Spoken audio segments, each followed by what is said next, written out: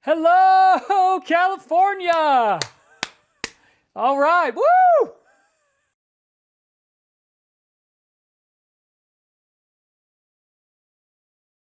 Thank you.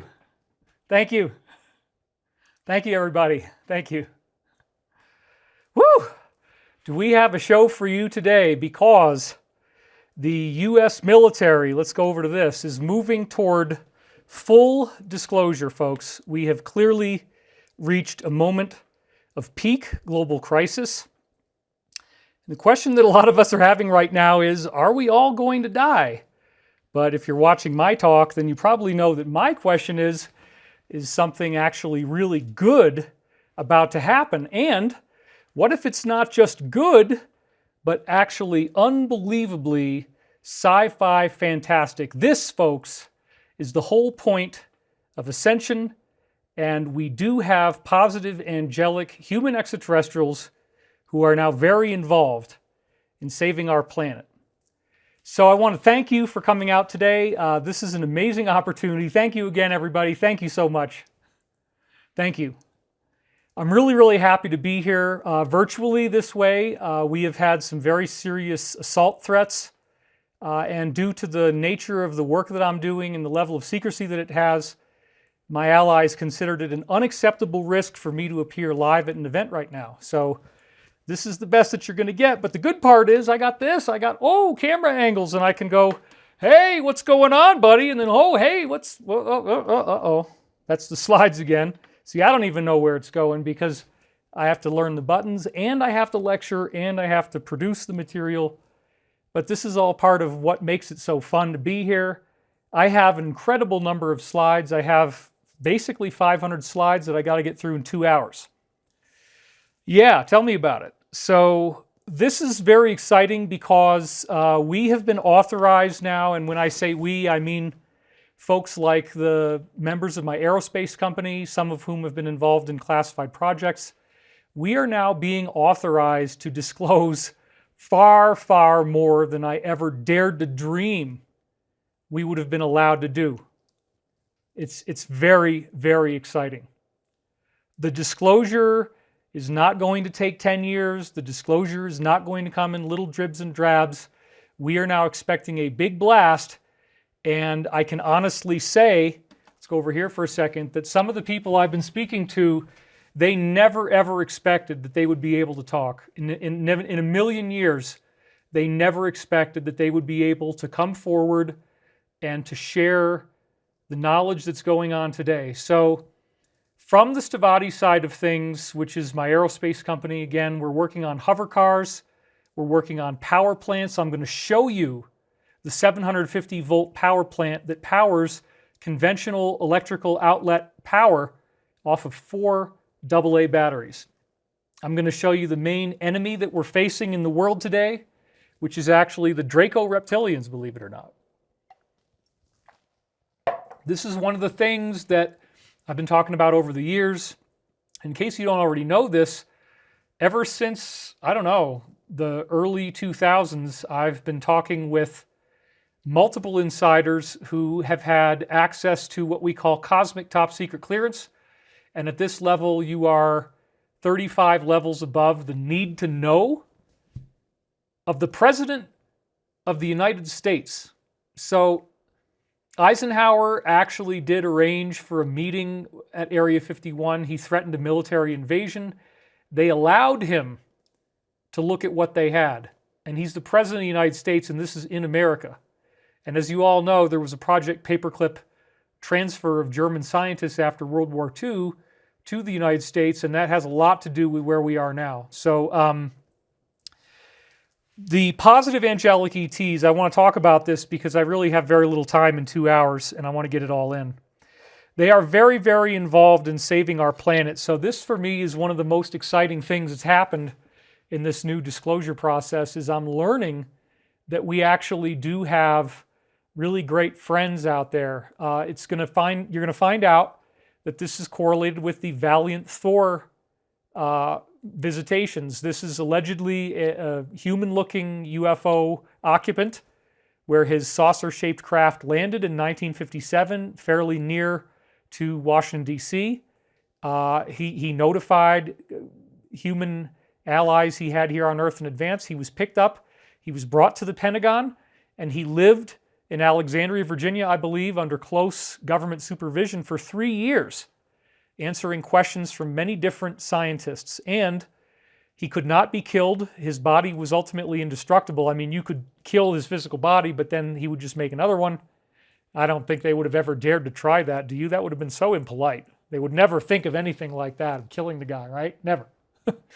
Well, you never know. Anyway, the point is, this disclosure was new to me. I found out that the people like him apparently occupy the interior of Venus, and they exist as energy beings, but they can project into a human-looking body and perhaps other types of bodies as well. It may actually be a connecting thread to the Corey Goode Blue Avian narrative.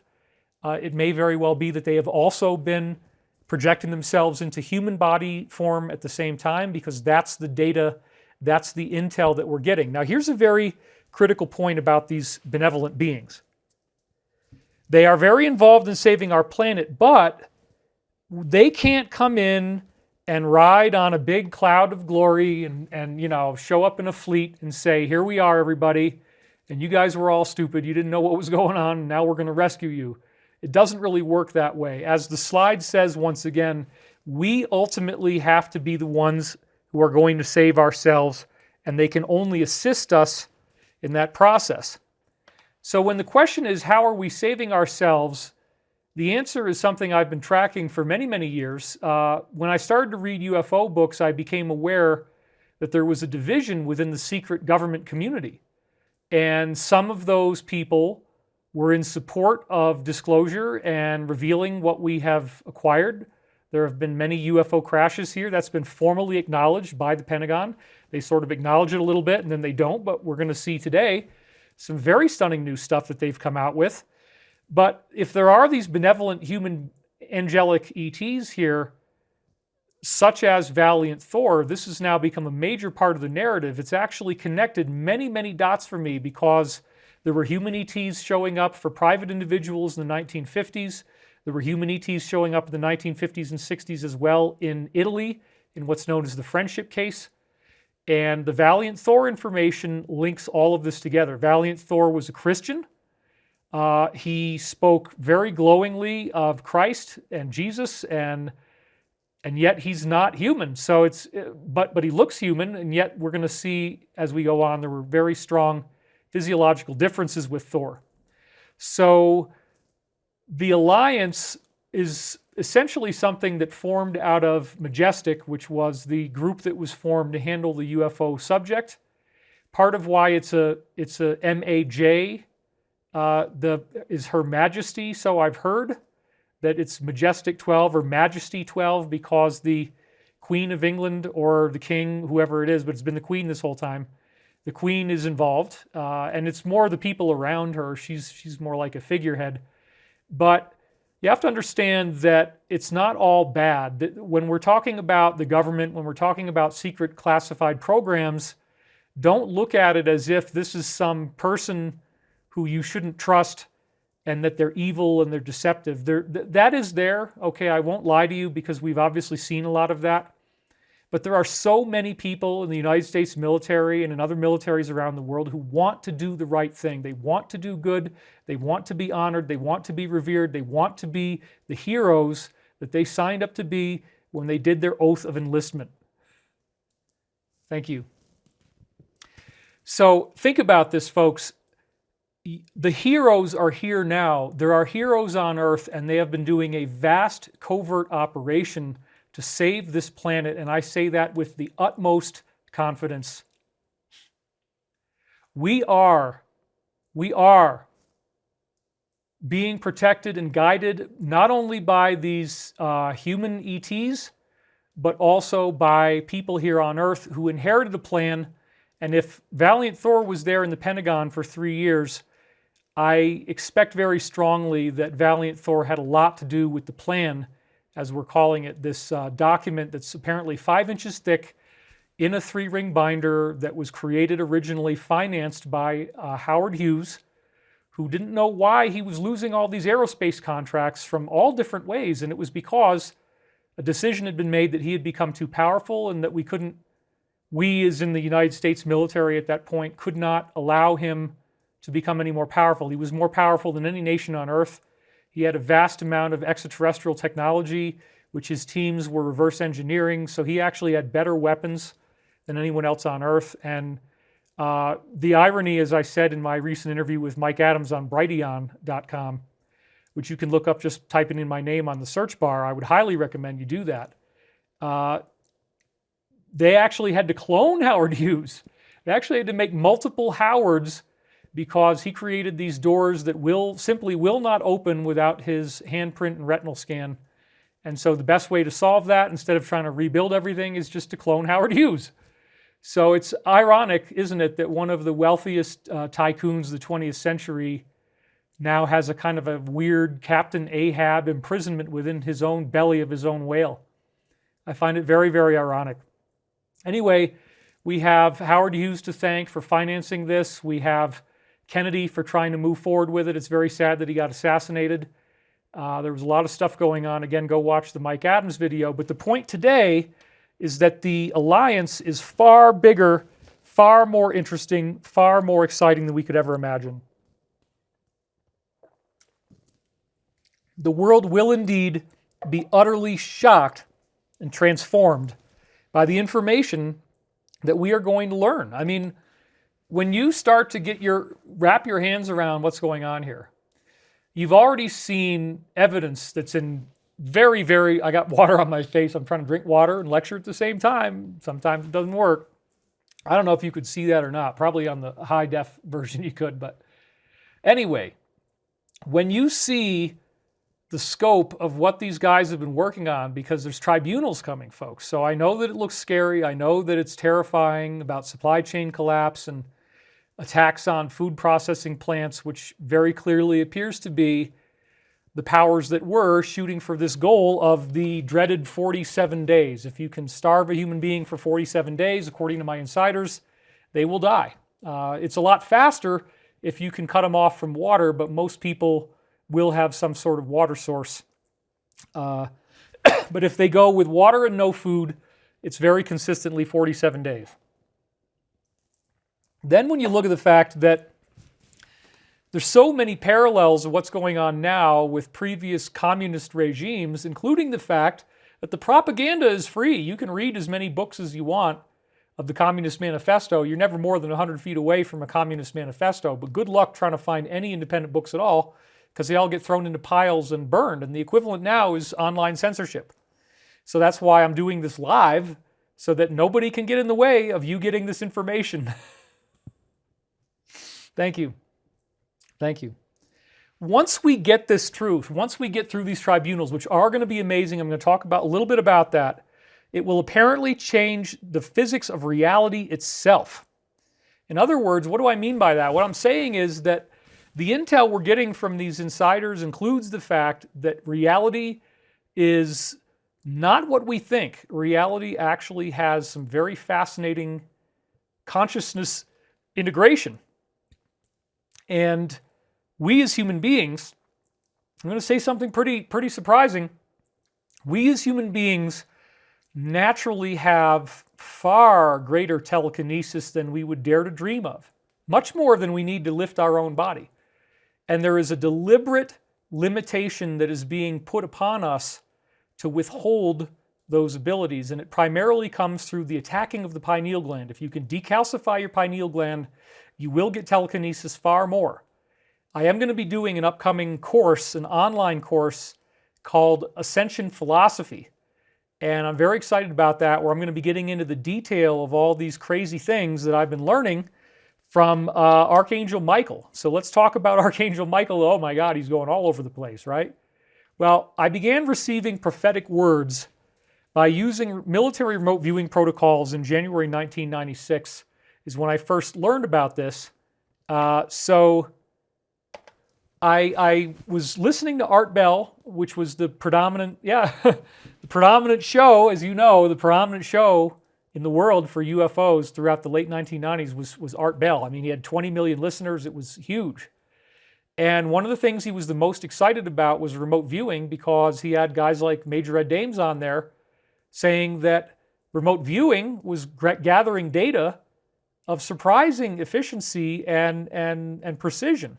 Where a person is in a chair and they don't have any conscious memory, they don't know what they're looking for, but they're just given two numbers and then they describe what the target is. And it turns out that they're actually describing a remote location very accurately. Well, I modified these protocols for verbal speech, which was inspired in part by another man I met named Joe Mason, who had this technique, and he called it the dream voice, where he would wake up in the morning, he can still barely remember what's going on, and just as he was waking up in the morning, he would start to have this little voice talking, and he could barely hear it or understand it, but it would kind of come in and out, fade in, and be indistinct, and he would write down exactly what he heard, and the weirder and the more cryptic it was, the better he liked it. He didn't care about how much sense it made. That's not the point. In fact, you don't want to analyze anything. This is one of the biggest remote viewing protocols, is no analysis. So when I started to practice this, right away I got this voice coming through that spoke with authority, spiritual authority, and it began doing amazing stuff, showing me future prophecies. So getting back to the slides here, these time loops started to happen. Now, what do I mean by that? I mean that I would sit down with the cassette, I would hit play on the recorder, I would start transcribing what I might have said, let's say, a month ago. And then my voice that I recorded a month ago, or whenever it was, is describing something that just happened to me before. So one great example that shows up in the Michael prophecies is I went to Woodstock, and there was a guy there telling me that Joseph Campbell's view of God is that God is like a software, and we can access it through different religions, which would be different types of software, but there is some intrinsic, innate cosmic consciousness. We can argue about it, but it's there, and it's absolute. And I'm going to argue that in this talk, actually. So once you start to take in cosmic consciousness and these big, big concepts, and you look at something like remote viewing and what that can do for you, these verbal messages become very critical, because the source very quickly demonstrated that it was outside of time. I go back home after this guy telling me that Joseph Campbell was saying that religion was like a software. The very next thing that it says is we are installing new software. But the software is essentially Christian. So if people don't like Christianity, they're not going to like the Michael prophecies. These beings are not afraid to be Christian, and they actually say in the Law of One, which is again my source text that all this came off of, we'll see that a little later, that the Logos, which means word in the Bible, Jesus says, I am the word, that means galaxy. So when Jesus says, I am the Logos, he means I am the galaxy embodied in a human form. Well, the galaxy is just a big clump of stars. Well, not in the conscious universe. In the conscious universe, a galaxy is a super being. And if that being incarnates on Earth, it's very fascinating. So, for example, one of my insiders at 35 levels above the president, Pete Peterson, said that he personally met several different types of extraterrestrial beings when he was at the base in Antarctica that he went to. There's some very interesting stuff down there, a big mile-wide mothership under the ice that they have been studying since the 1950s. And when he was down there, several different types of extraterrestrials told him that the mind of the galaxy had embodied on Earth, and that they were very, very interested to see what was going to happen, because this is not normal. So it's interesting, because if the Logos made man and woman in its own image, right, then that implies that there's going to be humans all over our galaxy, and that is actually what we see. The humanoid form is incredibly common. It's incredibly redundant. It's all over the place, and it will grow out of any type of life that you find on Earth now. So anything you can imagine, there are bird humanoids, there are aquatic humanoids, there are reptilian humanoids, there are insectoid humanoids, there's mammalian humanoids, and then there's certain humanoids that look sort of like a dog, certain humanoids that look sort of like a cat. I mean, you've heard and seen all this stuff in various television media. It's just that now I'm telling you, well, yeah, this is actually not superstition. Apparently, we're fairly short in the universe. A lot of the ETs are taller than us, which is a little humbling. But then there are other groups that are significantly shorter. There's some that are only a few inches tall. There's some that are maybe 9 or 10 inches tall. They look human. In fact, Pete Peterson once talked about being at Area 51 and having this little guy walk up a little staircase. And he was dressed in a Renaissance outfit with the long amounts of strings and lots of buttons and lots of baggy pants and beautiful clothing. And it turns out that the people in the Renaissance were emulating these little beings that were coming out of the fairy rings, which were actually portal locations. So this little being was kind of hazed by Pete Peterson. He said, well, why do you dress up like that? And the little being has a voice like this. He says, well, why do you dress up the way you do? I look great. Yeah, they're sassy. They're sassy. They are sassy. Anyway, getting back to this, what happened with the time loop. After doing all this remote viewing, the source ultimately identified itself as Archangel Michael. Yes, he identified. And we all want to identify as something, don't we? I mean, that seems to be kind of the objective in many people these days, is just to identify. So Michael insisted that I got a website put up on February 1999 to upload these readings. And this created an incredible thing where now, if there's prophetic information, it can be time-stamped and certified. So what am I saying? What I'm saying is that I put all this stuff onto the web back in 1999 and 2000. Basically everything that Archangel Michael said, I uploaded onto the internet. And it wasn't really readable because it was tied in with personal notes and dream transcripts, and some of them are obscenely sexual, actually. So there's some stuff that really probably shouldn't have been online. Some things about vaginas in there, and I'm not even going to get into it. I just took my orders and I did everything. Michael said, put it up, I put it up. Little did I know that by last September, now we're into 2021, that I would get this incredible time loop. And I've done a number of YouTube videos on this, and I've since discovered that this extended all throughout the year 1999. And now even more recently, I've realized that everything from 96 through 2000 has references to COVID, to the V's, all this kind of stuff. So this is very powerful. I don't even know where to begin. I mean, we're going to have a few passages from the Michael prophecies here, but it's hard to be the person who received this and also to try to talk about it in a way that would make you excited, which is promotion, right? I'm promoting something, but at the same time, this is something I really want to promote. I've never done anything like this before. In fact, when you get to the final manuscript, what I've done is I've put the prophecies in red. And so there's red-lined passages where I believe that prophecy, that passage of what Michael said in 99 links to what's going on right now. There's so many examples. I mean, Joe Biden, Kamala Harris, they're in there. All the stuff that's going on with the Democrat Party, all the stuff about how they're trying to enhance the gayness of our society. Yes, I went there. I just said that. They're trying to enhance gayness.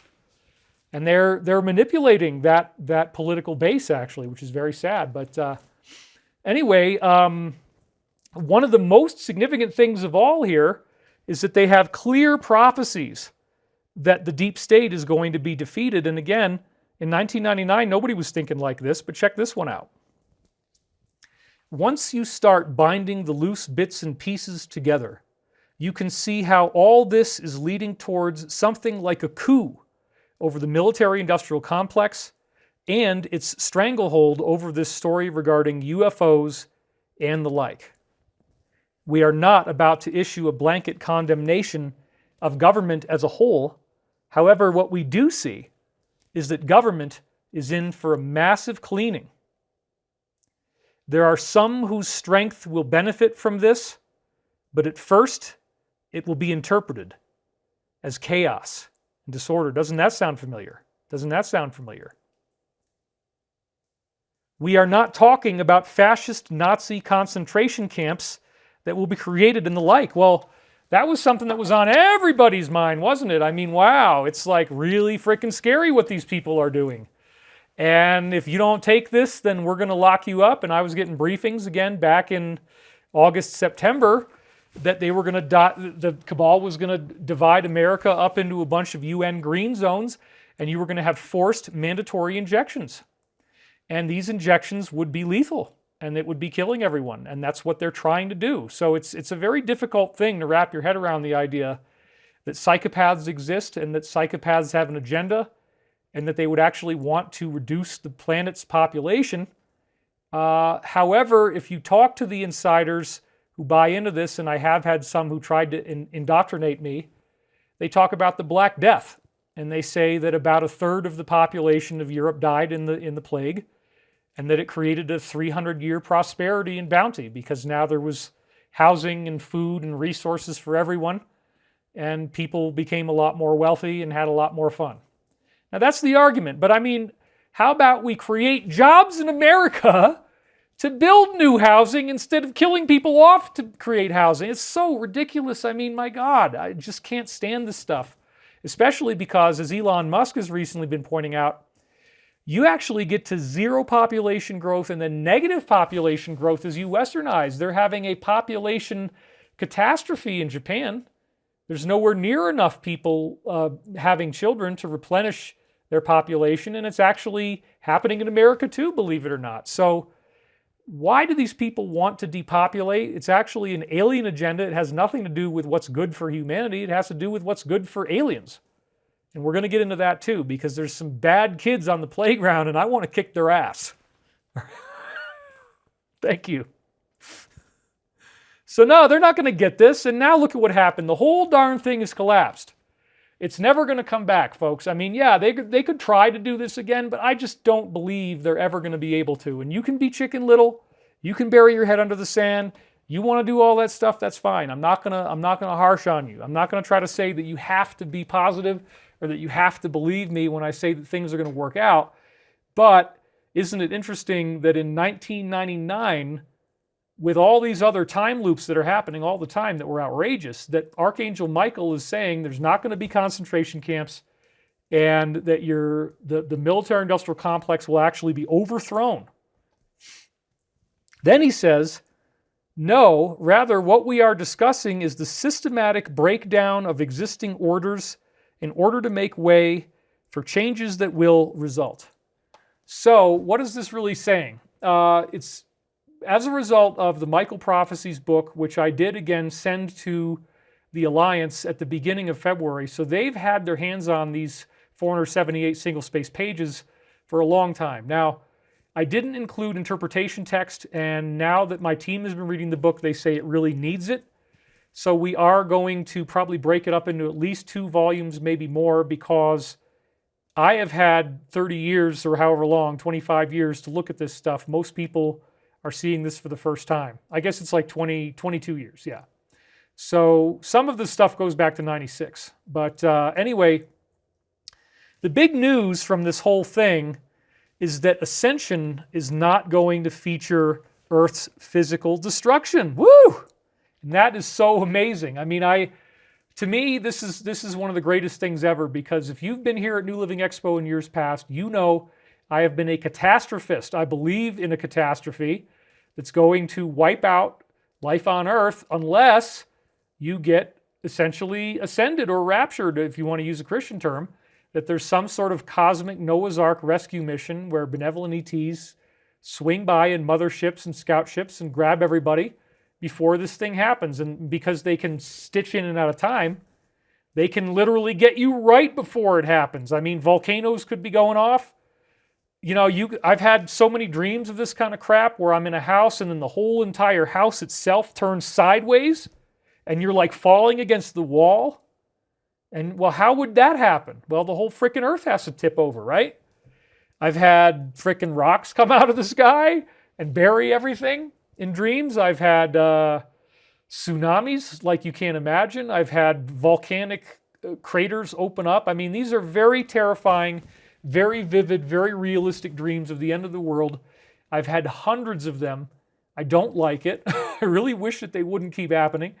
But this is apparently memories that we have of Atlantis, and most of the people who are living in America and in Western societies were members of this civilization according to the Edgar Cayce readings, which is similar to what I'm doing, remote viewing with getting words that then have psychic accuracy. So again, getting back to this idea that we're not going to be destroyed. I mean, some people are actually kind of upset about it. They're like, well, wait a minute.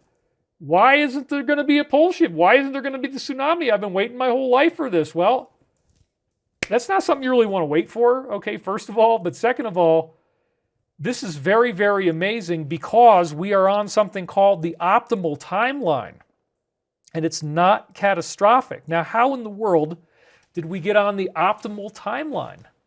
The answer apparently is that it's the U.S. military working on this Great Awakening and other militaries around the world where they had to allow, just like Pearl Harbor and just like Winston Churchill had to allow London to be bombed, they had to allow these attacks, biological in nature, to be perpetrated. And not only biological in terms of something that spreads, but in terms of something that they try to force you to take. So the Michael prophecies make it very clear that this is not as bad as everybody thinks it is. There's a lot of technology that can save your life. So if you're still alive now, the good news is that you are part of the ascension. This is happening now. And this whole thing that they did and the fact that we're all seeing it has apparently negated the need for the biblical earth changes. Now, why would there be a need?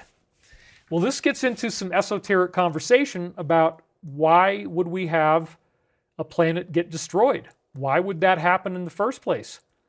Well, apparently what's going on is that we are living in a spiritual hologram, and the issues that we deal with on a global level affect us personally. You ready for my face to be like 10 feet tall? Let's do that. I'll just do this just for a little bit. So these issues affect us personally. And as we become more highly evolved and more equipped to handle the force of what comes in our future, we start to understand that in almost every single planet's case, there's going to be a secret elite of jerks whose purpose is to come onto your planet and create nothing but havoc and lie to you and deceive you and steal from you and hide all this advanced technology from you and try to cut you down, try to make you feel bad about yourself, and try to actually kill off your population. And so because this hidden evil needs to be there, it's the basic formula for the third dimensional existence. It's what creates the hero's journey, which allows us to become inspired to want to change and grow. There needs to be a biblical villain on every planet. This is a standard element. And one of the standard villain family groups that keeps doing this is the Draco-Reptilians, and we're going to talk more about them a little later. But the point is, we are living in a hologram in which consciousness is a projection of physical reality, and physical reality is a projection of consciousness. It goes both ways. We think that this is solid and real stuff that we're living in, but it's not. It's actually a projection of mind. And so this underlies the basis of the Law of One philosophy. This is a source text that I've been reading since 1996. Appears to have been written by the same people that created the Valiant Thor phenomenon, now that I've connected all of these dots. And what we're learning is that consciousness defines reality. We are made by something that is conscious, and as we learn that there's evil in the world and that it's very organized and very deep and very dark, that creates our awakening. This is God's plan, if you will, if I may use that term. The Creator's plan is for the planet to be totally messed up. Well, if the mess up is so bad, if the evil is so bad that nothing can possibly stop it, then the standard thing you do is you flush the toilet. You get rid of all the evil in a big catastrophe. You have a tsunami, you have earthquakes, you have tidal waves. You get rid of all the bad guys, and then you take everybody else away, and you jump them forward in time until the whole thing is settled down and the sky isn't all filled with nuclear winter, ash clouds and is uninhabitable. You wait till everything settles, and then you bring people back, and now the evil's gone because they all died in this big catastrophe. And That's what happens when evil is too powerful to be defeated by good. And the angelic forces, that's their normal routine. And this is what usually happens. It's far, far, far more difficult to actually defeat the evil instead of having it just get wiped out by a catastrophe. This is the key, folks. So we have negated the need, if you will, for biblical earth changes. And so I've almost finished the book now. And this is something that I'm very, very excited about. It is the biggest thing I've ever done. So it's an incredible time in my life. There's been a kind of an angelic metamorphosis going on with my own being as I've been writing this book involving telekinesis, which they now call executive function. A little later, we're going to talk about Trump hitting a hole in one and Archangel Michael explaining that that is called executive function and that it was because Trump was with these other golf pros and he was able to lens their telekinetic energy. There was one guy who had contact lenses on. I mean, Trump couldn't even see the ball. And so probably the guy who had the contact lenses on in terms of this psychic group, if you will, this is all happening in the subconscious. You're not consciously aware of this, but that man apparently was the spotter who helped to make sure that the ball got guided in. And if there's any game that's going to make you want to develop your telekinesis, it's golf, because you want that ball to get in there. So you'll start pushing and you'll learn how to push, apparently. So getting back here, let me get to I took my profits and I invested them in the future that I've been talking to you about. So I don't want to be a hypocrite. I don't want to just be this guy who can be accused of quote unquote making money and selling snake oil and disinformation and, crackpot or tinfoil hat. Okay, look, don't you think that all of these terms serve those in power? Don't you think they would prefer that you don't know that they have free energy and anti-gravity? Don't you think that they would prefer that you pay for your energy so that they can raise the price of gas and cut off your supply of gas? So that in something like the war going on between Russia and Ukraine, the gas supplies can be cut off to Europe and people can be in real big trouble. We don't need to pay for energy, folks. That's one of the great, great things that you're going to see here soon enough. But again, I can't feel good about just talking about this stuff. I got to be involved in it. I got to be doing something. So I'm literally not kidding when I say that events like this financed a spaceship company. That's right. Thank you. So, yes, I've done online conferences for $333 a head tickets, and we actually made significant money on that. And instead of going out and doing something crazy, like buying a big mansion or buying a boat or buying expensive car or cars or whatever, what I did instead with all the assets that I had control of is that I invested them into this aerospace company. Now that is a very high risk investment. But if what I'm being told is true and correct, then we can have quite an impact. And in today's show, I'm going to show you 3 different types of spaceships that we already have prototypes for that can be built. 3 different types of spaceships.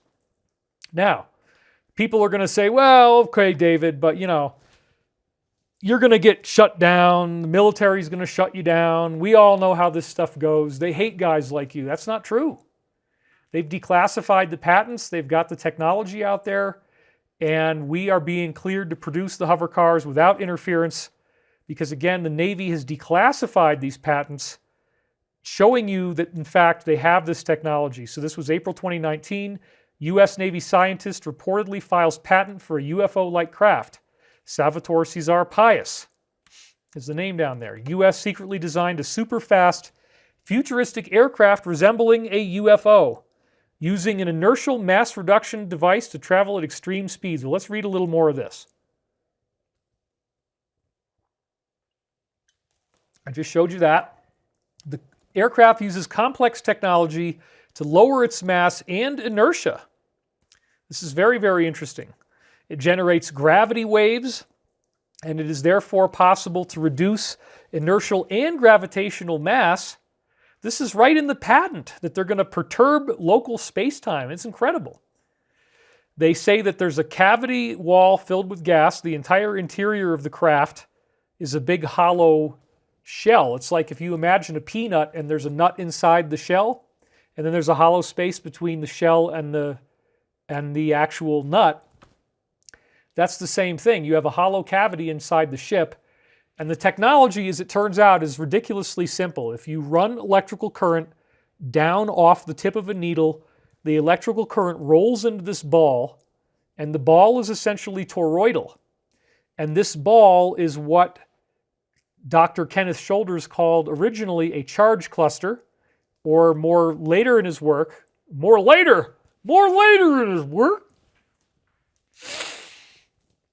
he called it an exotic, see, when it starts, it doesn't stop. An exotic vacuum object. All right, well, if you've ever shocked yourself and you got that shock on your finger from static electricity and your finger kind of goes, ah, well, guess what? There's a kick that's gravity. There's a gravitational thrust. This is what secret government plans, including those run by Chris Beskar, who's the CEO of the company I'm working with. He's the guy that invented these amazing designs you're going to see. Chris's designs use this Kenneth Shoulders technology because Kenneth Shoulders was generating charge clusters, shooting them off the tip of a needle, aiming them at normal objects, and the objects start levitating. Now, why does this happen? According to Kenneth Shoulders, as these charge clusters hit the object, they are transforming the atoms inside the object in some way, causing them to want to lift. And once you've changed enough of them, the object begins lifting. And I've talked about this extensively in some of the deeper work like I just did in my online conference called The Disclo-sure, where atoms are ultimately geometric objects, and when they get hit by these charge clusters, if it's like a cube, for example, the cube will literally flip inside out. It completely turns inside out. It's called a geometric inversion. And at that point, it now is opposed to Earth's gravity and it pushes in the opposite direction. These balls of energy occur naturally, and they're called ball lightning.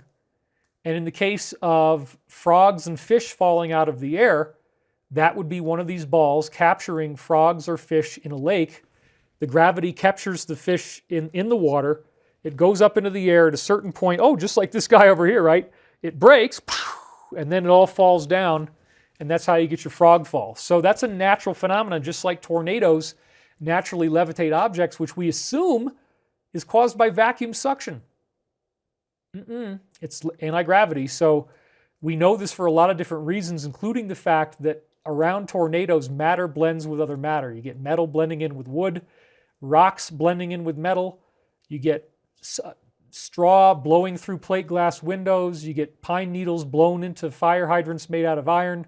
You get bricks shooting through the walls of houses where the entry and exit holes are smaller than the brick. You even have crazy things where, like, the volcano does suck the air out of a jug, and then because it's got a vacuum, there's a chicken nearby, and the chicken is in some weird in and out state from the tornado energy. And in that state, it's bendable, and it gets sucked inside the bottle and then pops out its head. And so people after tornadoes have found live chickens inside liquor jugs with their heads sticking out, because what happens is that the tornado changes your matter phase and brings you into this parallel reality where you're essentially dematerialized and where anti-gravity will occur. So we're going to get a whole lot of technology, and again, this is a Navy patent that they are now giving to the world. So these, the cold plasma is what Chris calls it. That they're calling it a gas. He calls it cold plasma.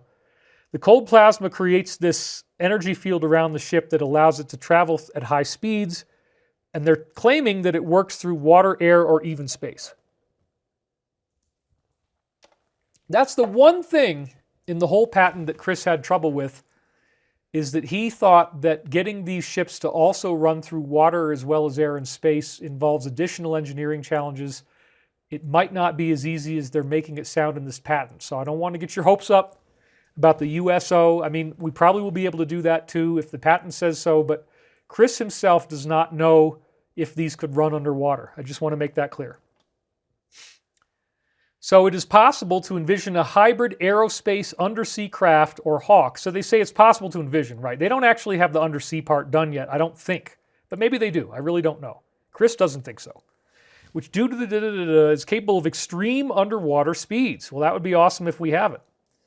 It would move with great ease through air, space, and water by being enclosed in a vacuum plasma sheath.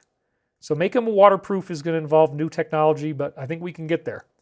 Although the Navy applied for the patent in 2016, it was granted last year, it doesn't necessarily mean it's been built and tested, but this is further evidence of the military's interest in developing exotic technology.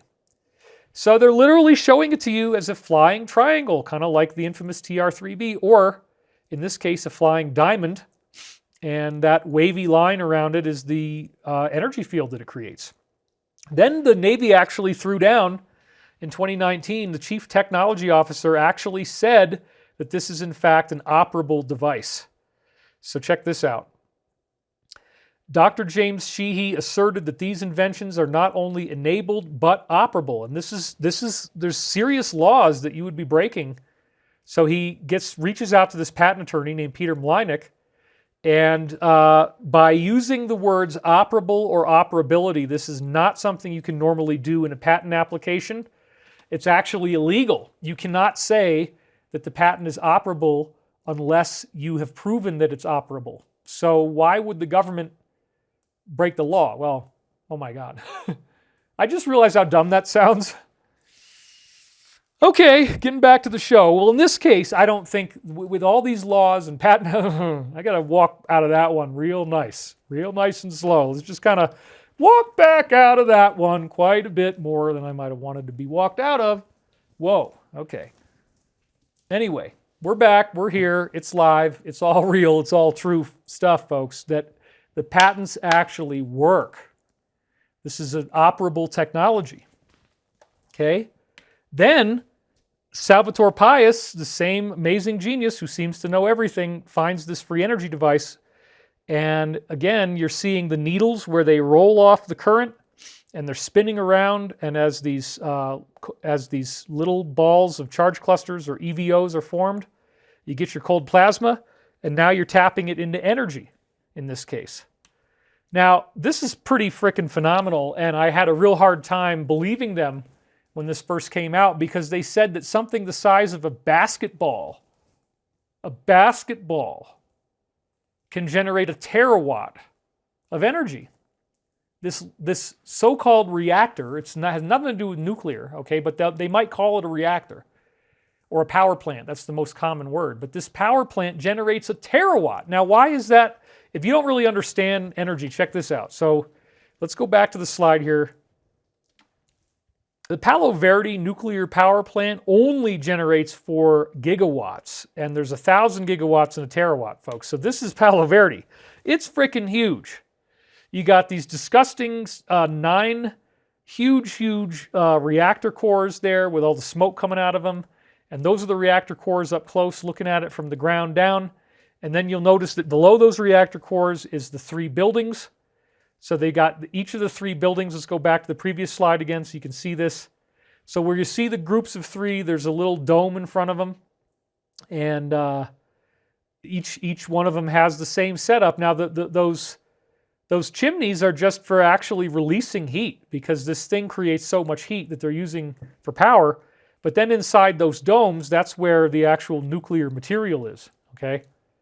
So they've got radioactive rods inside these domes, and they're dropping them down into this bath of liquid, and they're creating this steam, which they use to power electricity. It's a steam engine made with nuclear radiation.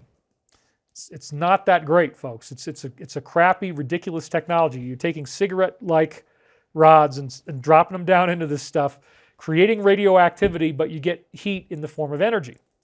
So this massive, huge, horrifying facility, okay, all of that stuff that I was showing you only generates 4 gigawatts, and you have something the size of a basketball that does a terawatt. So one of the things that I'm being told is that we will have a vast overabundance of energy available to us compared to anything that we are doing now. we're going to have a lot more. So, however, the high energy systems, when you have terawatts of power, that's what you need to be able to produce anti-gravity. So when we start building hover cars, your hover car's power plant is going to be so amazing that it could power your entire house and barely even touch the slightest load compared to what it can do. I mean, this is going to be so amazing, because imagine now that you have a hover car that's like an RV, and you can fly anywhere on Earth or elsewhere eventually. It's not going to be interstellar right away, but we're working on warp drive 2, actually. But in the beginning, you're going to be able to go where you want to go. At least probably certain regions will be flagged off, but I imagine that certain uninhabited areas, probably a lot of Canada, for example, will be opened up for summer tourism, because during the summer months rather, you can go there and it's going to be amazing, and there's nobody around, and you could build a house and you could have it all to yourself and have this beautiful view just like what I got. That's why I keep filming scenes from my land. I want you to understand that you will be able to have places like this if you have a hover car, and you can have a summer home. Ordinary people will be able to have a winter home and a summer home. You can build it somewhere else. You can go there in the summer in your hover car. You got all the energy you need. If we get materializers right away or soon, then you could also print your own food. Or if we're in a hover car drone type of society where you can order things, then the drone will come and drop off your food for you that way. Or you could be cultivating food where you are. You could go very traditional. You could literally grow crops and have a fireplace and, chop wood and go completely off the grid. But you don't really need to, again, because you got the power plant in your vehicle. So that's a level of freedom that these bankers have never wanted you to have. They want to keep you behind a national boundary line. They want to keep you with a license and an ID number and tax payments, and you're not going to need money, okay? You're not going to need money, because energy, heating and cooling your house alone costs about 80% of all of your bills. So energy is an enormous expense between the fuel for your car and heating and cooling your house. Imagine if all that's done away with. Well, now most of the money that you earn, you get to keep. And that's incredible. So it's no surprise, really, that Salvatore Pais, this name, translates in, I guess, Portuguese or Spanish or something. I think it's Portuguese, as the savior of our nation. Salvatore, savior, Pais, nation. So again, we're going to be coming out with new power plants that do not consume fuel, but provide clean energy. And this is one of the things that I am the most excited about. I've been excited about it for a very long time, getting us out of this prison of fossil fuel, which really has become a prison more than ever now from the things that we're seeing. So today is going to be the debut where we're going to talk about a very exciting technology, which is going into 750 volts of AC current that you can plug in your household appliances to off of only 4 AA batteries. I mean, it seems impossible, but yet this is what we're dealing with. So this is actually world exclusive new intel. Are you guys ready for some new intel? Give me a round of applause if you're ready for some new intel. All right, thank you. So, yeah, so we've been given the clearance to basically disclose everything. Don't hold back. Everything is open for release now. So I wanted to figure out how to show you this power plant, this coil that generates 750 volts off of 4 AA batteries. But there's a man in the video, and I don't want you to see his face, and I don't want you to hear his voice. So the way I did this is that I cut the video. It's one contiguous video, and I don't have his audio, and I don't have his face in the video. So this way, nobody's going to find out who this guy is. Now, he was given this technology by the U.S. military. They have had it before then, and I believe ultimately it came from Valiant Thor. And I'm going to show you exactly why I think that's true. Okay, so here is a photo of the entire setup. So this is all you actually need. Yeah, I can imagine there's gasping going on right now, right? So what you're seeing here on the bottom is the 4 batteries, and then you have the blue coil there is where all the action is happening. There's tiny little wires that you can't even really see. They're 28 gauge, and they go from the blue coil to the outlet. And where that blue piece of tape is between the blue coil and the power outlet, in fact, let's go in a little closer now so you can see that up close. You can't even really see the wires here, but there are wires going off of the coil to each side of the upper outlet of those two outlets. You can see them screwed in if you look really closely. Then what he has above there is a voltmeter or an ammeter. And on the top left of the device is a little toggle switch. You can't see it. It's a little bit out of the frame there, but it'll toggle between AC and DC. And then also the turning knob is set to 750 to 1,000 volts, which means that it will detect any voltage between 750 and 1,000. So here are the basics of the coil as was described by the man in the video. He said it's a ferrite core that is toroidal in shape, so it's basically a magnetic ring made of iron, and this is common inside engines. It's a 28 gauge wire. We don't know what the metal is. I'm assuming copper, but I really don't know. It could definitely be some other weird metal, and that might be part of the trick, although I've heard this is not that hard to build, doesn't take any expensive stuff. So here's the big trick, folks. First you have a coil. Where am I? Oh, okay. First you have a coil, and the coil is the coil has three. So you have this ring of iron that's magnetic, and then you wrap this wire around the outside of it 300 times, 300 windings. Then you go 12 windings in one direction and 12 windings in the other direction.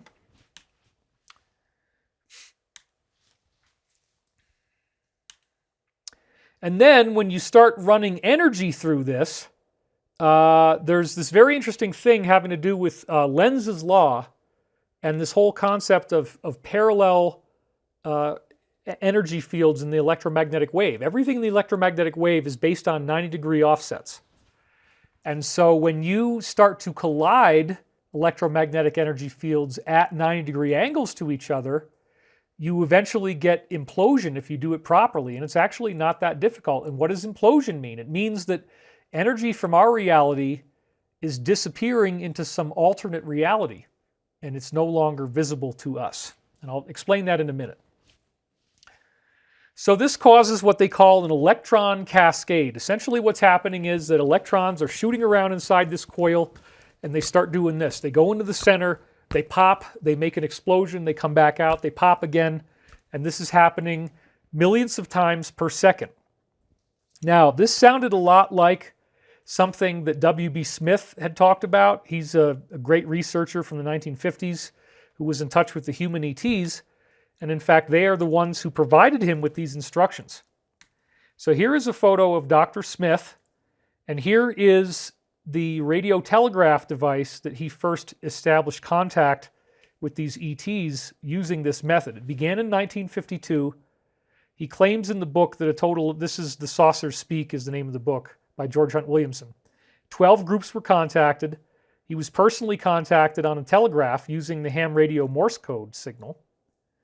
And then again, Saucers Speak was written about this, and they hid W.B. Smith's identity, but there's letters between the two of them that are now on presidentialufo.com.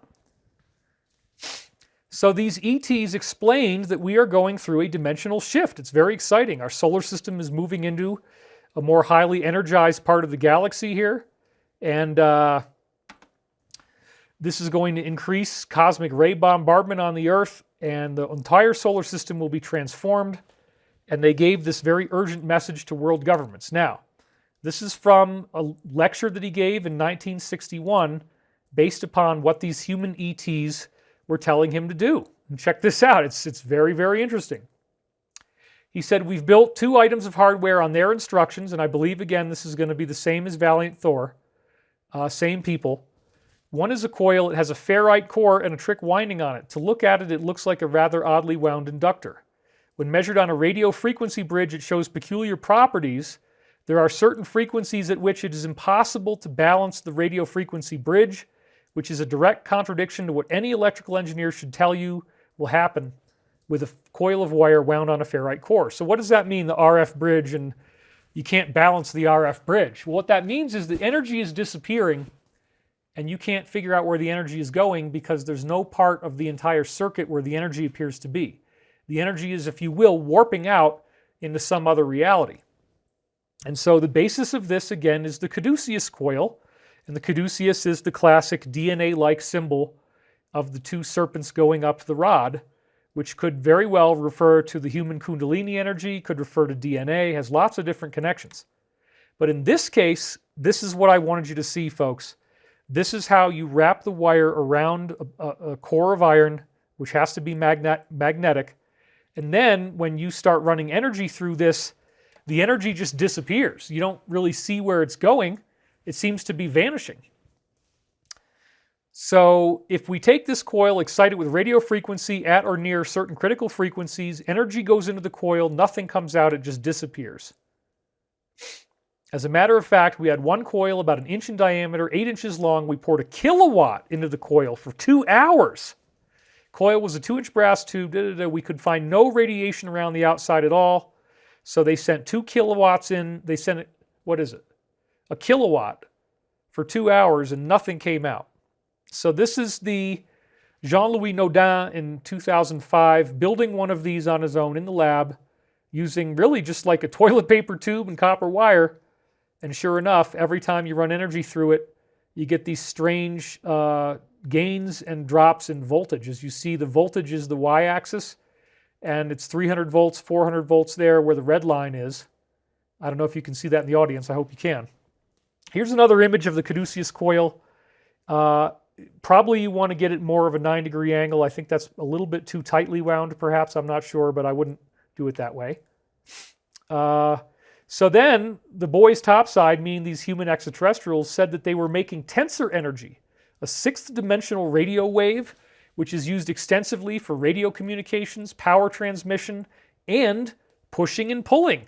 So there it is. You're going to get gravitational energy off of this, and you're going to get free energy off of this. So it appears that the difference between the original Valiant Thor rod and then the ring is simply taking this idea and building it into a ring, and then you discover, oh my God, I'm getting all this extra energy. And again, this probably came from Valiant Thor. So it can do gravity, it can do voice communication, power, everything. They use this energy for just about everything we could think of, and it also is very connected to consciousness. That's a whole other discussion. This is why I call it the source field. We could not control this energy. We could only generate it. We are hoping later on we'll be able to learn how to control it, but at the present time, we're not smart enough. So here's the basics of how this coil actually works. First of all, you have the 4 AA batteries, as we said, that creates the kick to get it started. There's my dog yawning upstairs. She wants this to be over. I don't. Normally, the 4 batteries generate 5 DC volts, and we'll see that a little later. The coil, however, is generating 750 volts of normal plug-in alternating current like you could have in the wall of your house. It's unbelievable. The batteries do not need to be changed for over a year at a time. They just stay still, and they keep on running. So then he changes over to the worst batteries he could possibly find from Sunbeam. He takes the batteries out live and puts the cheaper ones in. So let's check this out. Okay, so there you can see the ever-ready batteries that he's had in there, he says, for over a year. And of course, that's only 5 volts. And then he's got it set to AC current, 750 to 1,000 volts here once again. Now he's going to turn off the batteries on that little switch, or turn them on rather. Now the coil is running, so he sticks that in there, and check this out. Out of that outlet, you got 750 volts from 4 AA batteries. It is very, very amazing. So as we were saying, the main coil is 300 windings around the ferrite core, as well as 12 going one way and 12 going the other. I have every reason to believe that this is, again, the caduceus coil, this crisscrossing energy between wires, which we're going to see has a lot to do with 1950s extraterrestrials and Archangel Michael, all kinds of interesting stuff. So the batteries are only really needed as a kicker, which actually just keeps this reaction going, this electron cascade. And he says that a single set of batteries will run for over a year. So we have opposing electromagnetic fields that collide together every millionth of a second, creating a storm of electricity, or the electron cascade. So here's another video now where you're going to see, now he's got the sunbeam batteries in there, and he's showing you those tiny, tiny wires, the 28 gauge wires that are connected. And he's showing you now the coil and that there's 300 windings going this way. And then he's going to gesture about okay, those are two little wires. He says 12 windings going one way, 12 windings going the other way. He touches this, oh, he shocks himself right there because there's a lot of, 750 volts is a lot. And right now he's describing the cascading motion that the counterbalancing electromagnetic fields have as they collide together, and then you extract the power out of that, you put it into the outlet, and it's showing this incredible delivery. Now with the sunbeam batteries, it's going to be a little less, and he's going to show you that now. So he plugs it in, and let's look and see what happens. It's only 650 volts this time, not 750, so it's gone down. But again, this is because, sorry, let me cut back here. This is probably because of the fact that he's had all of this, the weakening of the batteries, I guess, somehow diminishes the effect. They don't have as much current or amperage, maybe. It's a little strange, but okay.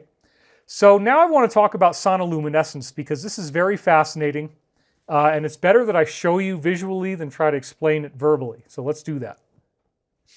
Okay, if you collapse underwater bubbles with a sound wave, light will be produced and nobody knows why. So there's a thing called multi-bubble sonoluminescence, or MBSL. As a submarine is passing through the ocean, it leaves this trail of beautiful twinkling lights behind it. And it's very amazing, and nobody really seems to know why this works, and they have been able to do it in the lab. They call it the star in a jar.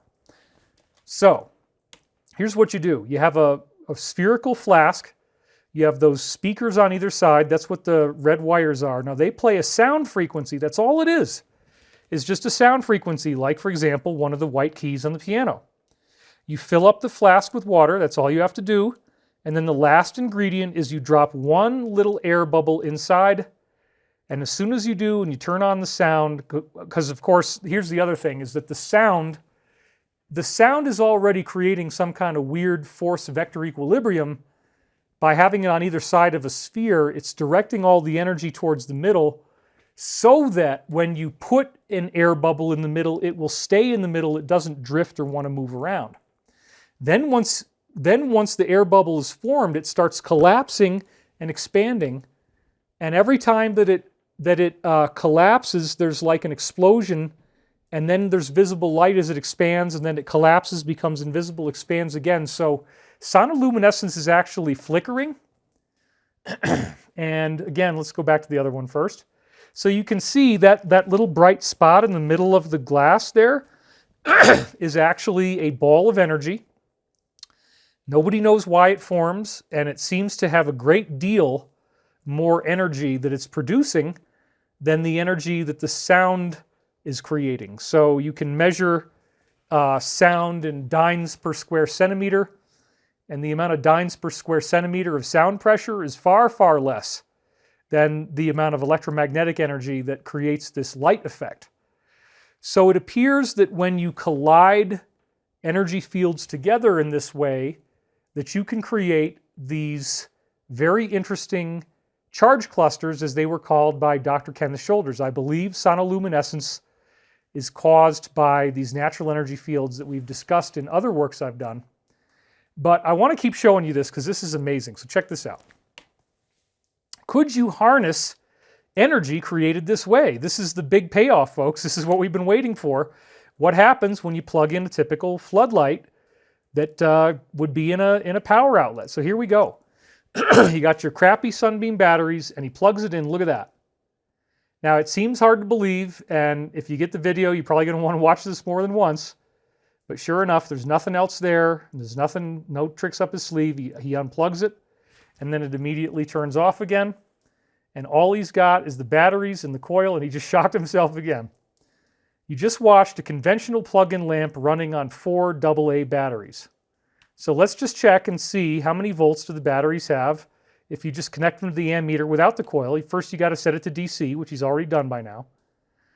So he unplugs the alligator clips, turns it off. Now he's going to turn it back on so it'll show juice. And you connect the two together and you got it on DC and boom, you only get 5 volts instead of 750 volts. Well, that little blue coil becomes awful pretty handy, doesn't it? If you're getting an extra 745 volts, that's like money in the bank, and you don't have to pay for this energy. It's absolutely incredible. So the plans to build your own, according to the US military, they will be openly revealed after disclosure. I apparently will have something to do with that. And we're also going to mass produce these. So try to imagine what it's like with heating and cooling, 80% of your expenses are gone, and now you have this incredible energy source. This is the future. It will lead to us being much cleaner on planet Earth, to make the Earth much happier for us that we're here. And there's so many things. I mean, the whole basis of economics is capital, and capital is ultimately energy. And so if you make capital free, it's like everyone's a millionaire. It's very, very amazing stuff, because with that kind of energy, you're going to be able to, have anti-gravity. You'll be able to levitate things, just like how they built the pyramids. I mean, if you have one hover car, gosh only knows where this could go, but it's very, very exciting. All right. So I realized, if we're going to start making these, I put my money where my mouth is. I'm not going to buy any solar panels right now. So we are seeing disclosure happening at a frightening speed, frighteningly slow, at least on the outside, but then very, very excitingly quick on the inside from the things that I'm hearing, some of the stuff I'm going to share with you now. So this is some of the stuff that's gone public. This was on April 11th. Time travel and anti-gravity technology is possible, according to these DIA declassified files. And we could use this to find other Earth-like planets. And they show a Stargate. Then here it says Pentagon declassifies 1,500 pages of UFO reports. This was on April 7th, claiming that these encounters with UFOs cause damage to your nervous system and unaccounted pregnancies. How do you just kind of happen to get pregnant as a UFO comes by? It just, I don't know, it just, every now and then, the UFOs come by and, there's a party, I guess. We'll frame it as a party.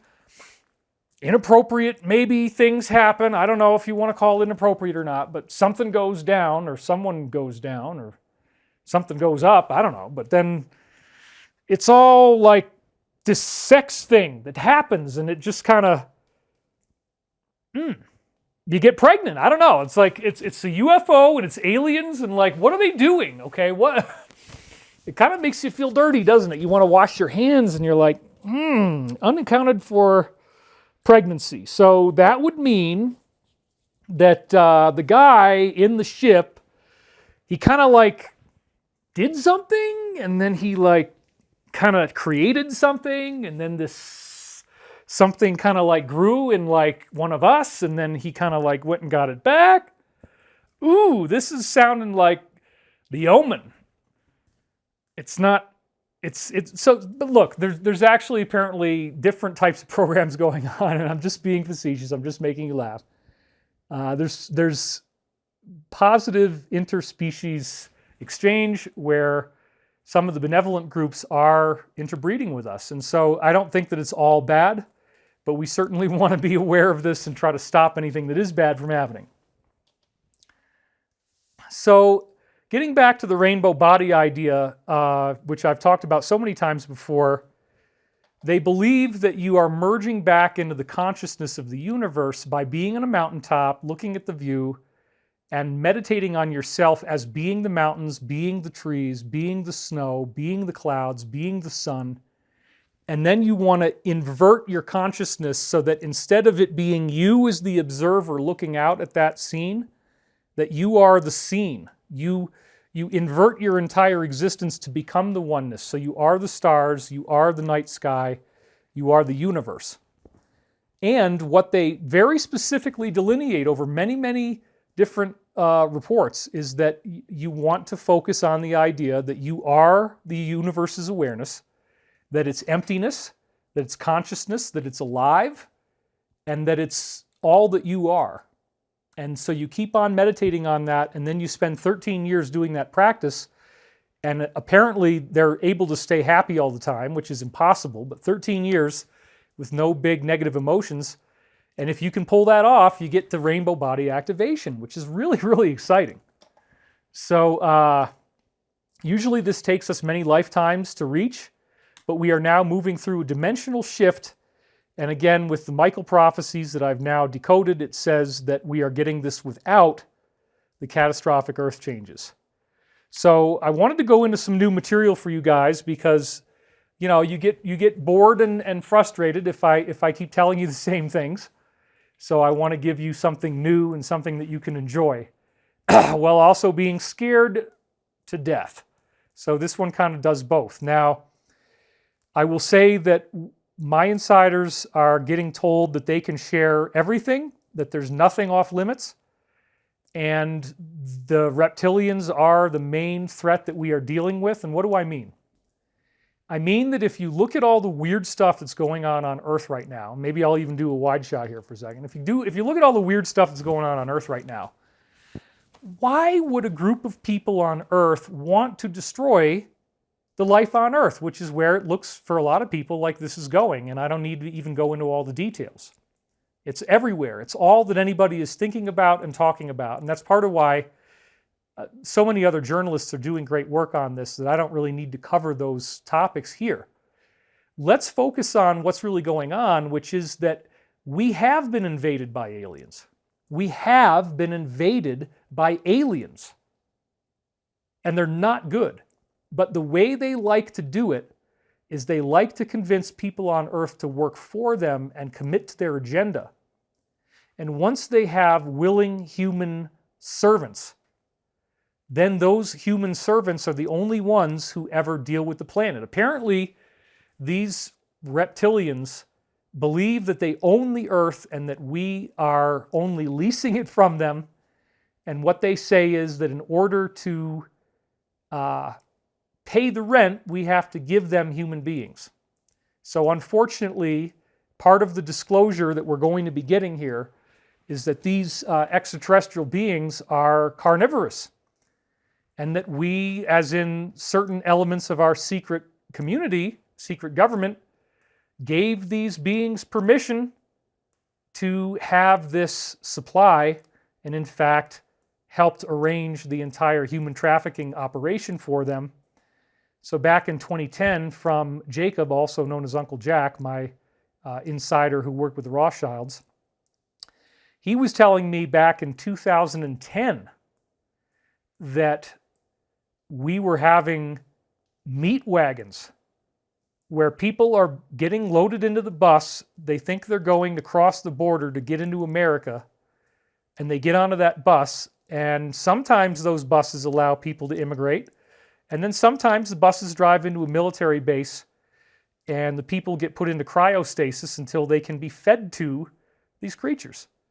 So it's really sad and really scary, and I don't want to freak you out because look, this is the New Living Expo. It's supposed to be like hippies and love and like, you know, Shima Moore is supposed to show up on stage at some point. At least at Conscious Life Expo, you got to have Shima, right? Shima's got to be there. So look, I mean, there's bad people in the world, there's bad beings in the universe, and don't feel bad that they invaded us because this is what always happens. So if you've been looking at Hollywood movies and you think there's going to be some big alien invasion, they're going to show up in ships and blow the crap out of us, you're totally freaking wrong, because the Babylonians already cut a deal with them back in Sumer, in the cradle of civilization. And even when we look in modern day Turkey, what used to be called the Carthage, the main opponent to Rome, they, in Carthage, were practicing Satanism, essentially, Baal and Moloch, doing child sacrifice. The Romans conquered them, and they took over that technology, and it eventually migrated to the British Isles, because remember, Julius Caesar was going up there in 50 BC. So the British Empire, with all of that satanic technology, was already being set up in 50 BC, before Jesus arrived on Earth. Jesus arrived on Earth to counter this reptilian influence. But how do you explain to people from 2,000 years ago that you're dealing with an extraterrestrial alien threat, and that the ultimate overseer of the whole thing is an artificial intelligence. How do you explain to people 2,000 years ago that they could build machines that would eventually be able to think? Well, the answer is you can't. So when we're getting the upgraded, the modern software version of teaching through this Michael prophecy that's come through me with remote viewing, what we're seeing is that these forces are aligned for the greater good. We have positive beings that are forcing the negative to follow a set of rules where they have to tell us what they're doing. And this is one of the weirdest things about the cabal. All these Hollywood movies that have dark, scary symbolism, Super Bowl halftime show, Grammy Awards ceremony, so many different things. The opening and closing ceremonies of the 2012 Olympics was very, very bizarre. And we've gone into great symbolic analysis of that in the past. And this is a standard thing that shows up in, I was aware of this beginning in 2000 by reading the work of a whistleblower named Savali, and I began looking at almost every Hollywood movie that came out. And at any time in the theaters, there were at least 2 movies that had flagrant symbolism in them all the time. They made sure that these movies with satanic imagery were out all the time. If you went to a theater and you saw one of the big ones, there's a pretty darn good chance you're going to get some of that symbolism.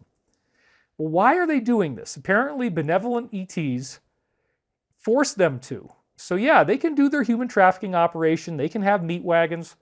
They're allowed to do a certain amount of that stuff on Earth, but they also have to be flagrantly obvious about what they're doing. And so I've talked about the movie Jupiter Ascending, where they were flagrantly obvious about their human trafficking operation. And again, if you go to thedisclosure.com and watch that video called Moment of Truth, it's a 2-part film, and each section is 2 hours long. This film apparently created quite a ruckus in the insider community. I admittedly took a risk. I leaked some intel that I didn't know if I had permission to leak. But the result of doing that film is that now we're getting told we can leak anything. So apparently they liked it. But you're not going to like the message because, again, the bottom line is, what are these injections really for? And I was told by Uncle Jack in 2010 that they were planning on having an event, and this is ultimately reptilians. Okay, reptilians working with our people on Earth to try to reduce population dramatically because they don't need anywhere near as many people here to feed off of the energy of human fear. And then once they reduce the population dramatically, there is a mandatory vaccine, so I was told, that has an AI component in it. And that you now are wet-wired into an artificial intelligence. And we're going to talk about this and what the AI agenda is. So let's get back to that material now. So we're going to go through the cosmic history first, and this is going to quickly jump right back into the Draco. But first, it's something very positive because we know that there's 5 major previous civilizations that have been found on Earth. And one of the more recent ones, apparently, is this race of beings that have 3 fingers. They're 3-fingered beings, and they left behind 3-fingered mummies. And if you go underneath the Nazca lines in Peru, there's these gigantic tunnels that go down for thousands of miles, absolutely razor-sharp straight, and according to Pete Peterson, in the sides of these tunnels are these separate rooms, like apartments, and they were all living underground. They created all this underground. They could portal their ships through the Earth. So there was 534 of these craft that were found in these tunnels in Peru. But the thing that's so amazing about them is that they're vastly more advanced than the ETs that are dealing with our secret government are using right now.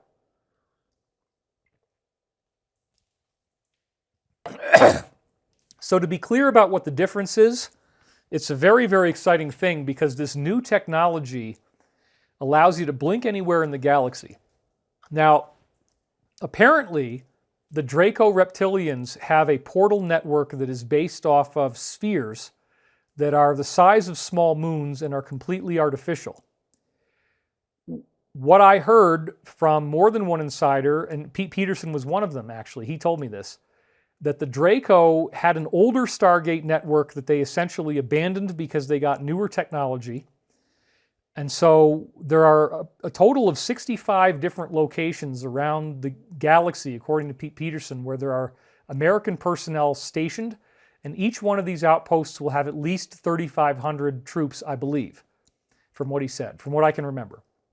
So one of the various places that we have colonized among these 65 is this old network of spherical portal devices that the Draco junked. And so we have now been able to go in there, and it's huge. I mean, it's like a Death Star, basically, if you will. It's like a moon that's got all this stuff inside of it, and you can have a whole bunch of people living in there. But there is a gate network that requires you to make jumps. You have to hop your way across the galaxy, and I guess we're using the Draco's old junky hand-me-down stuff. They got much better stuff.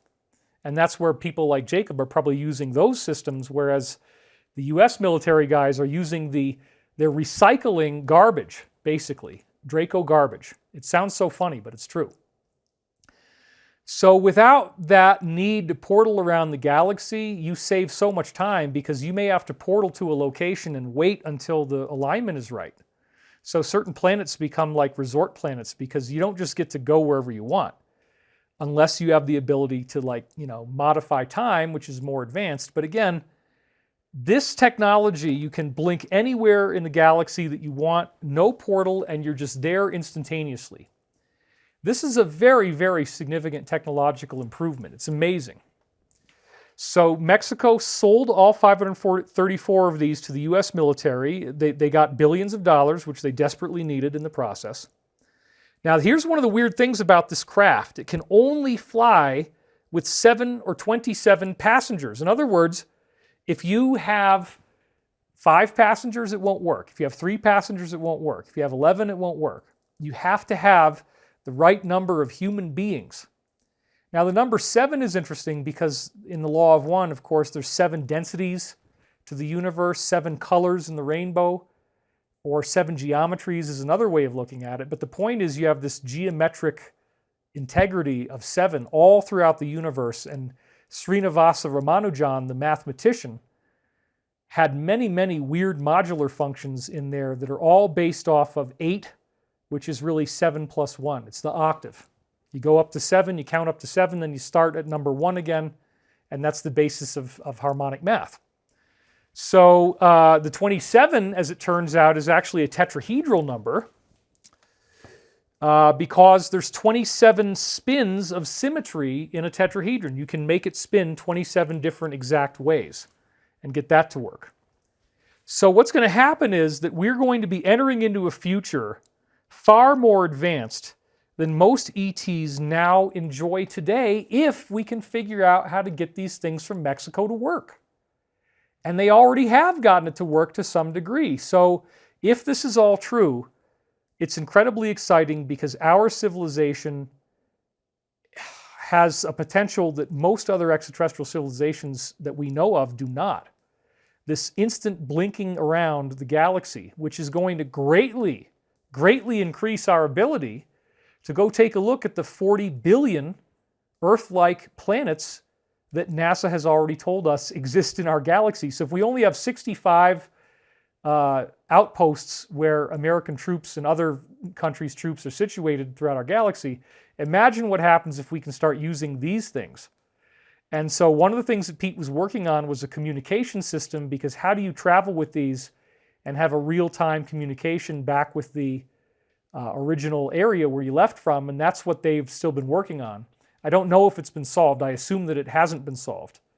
But it would be nice if it has. Anyway, we're running out of time, and I want to make sure I get through all this. I have a half an hour to go. So let's talk about the first intelligent race that these new briefings I've received have said. Basically, what we hear is that they died out 65 million years ago, but somewhere right around this time, dinosaurs evolved into a human-like race. I don't know if this is what they look like, but I pulled it off the internet. It's a pretty decent type of reference, similar to this.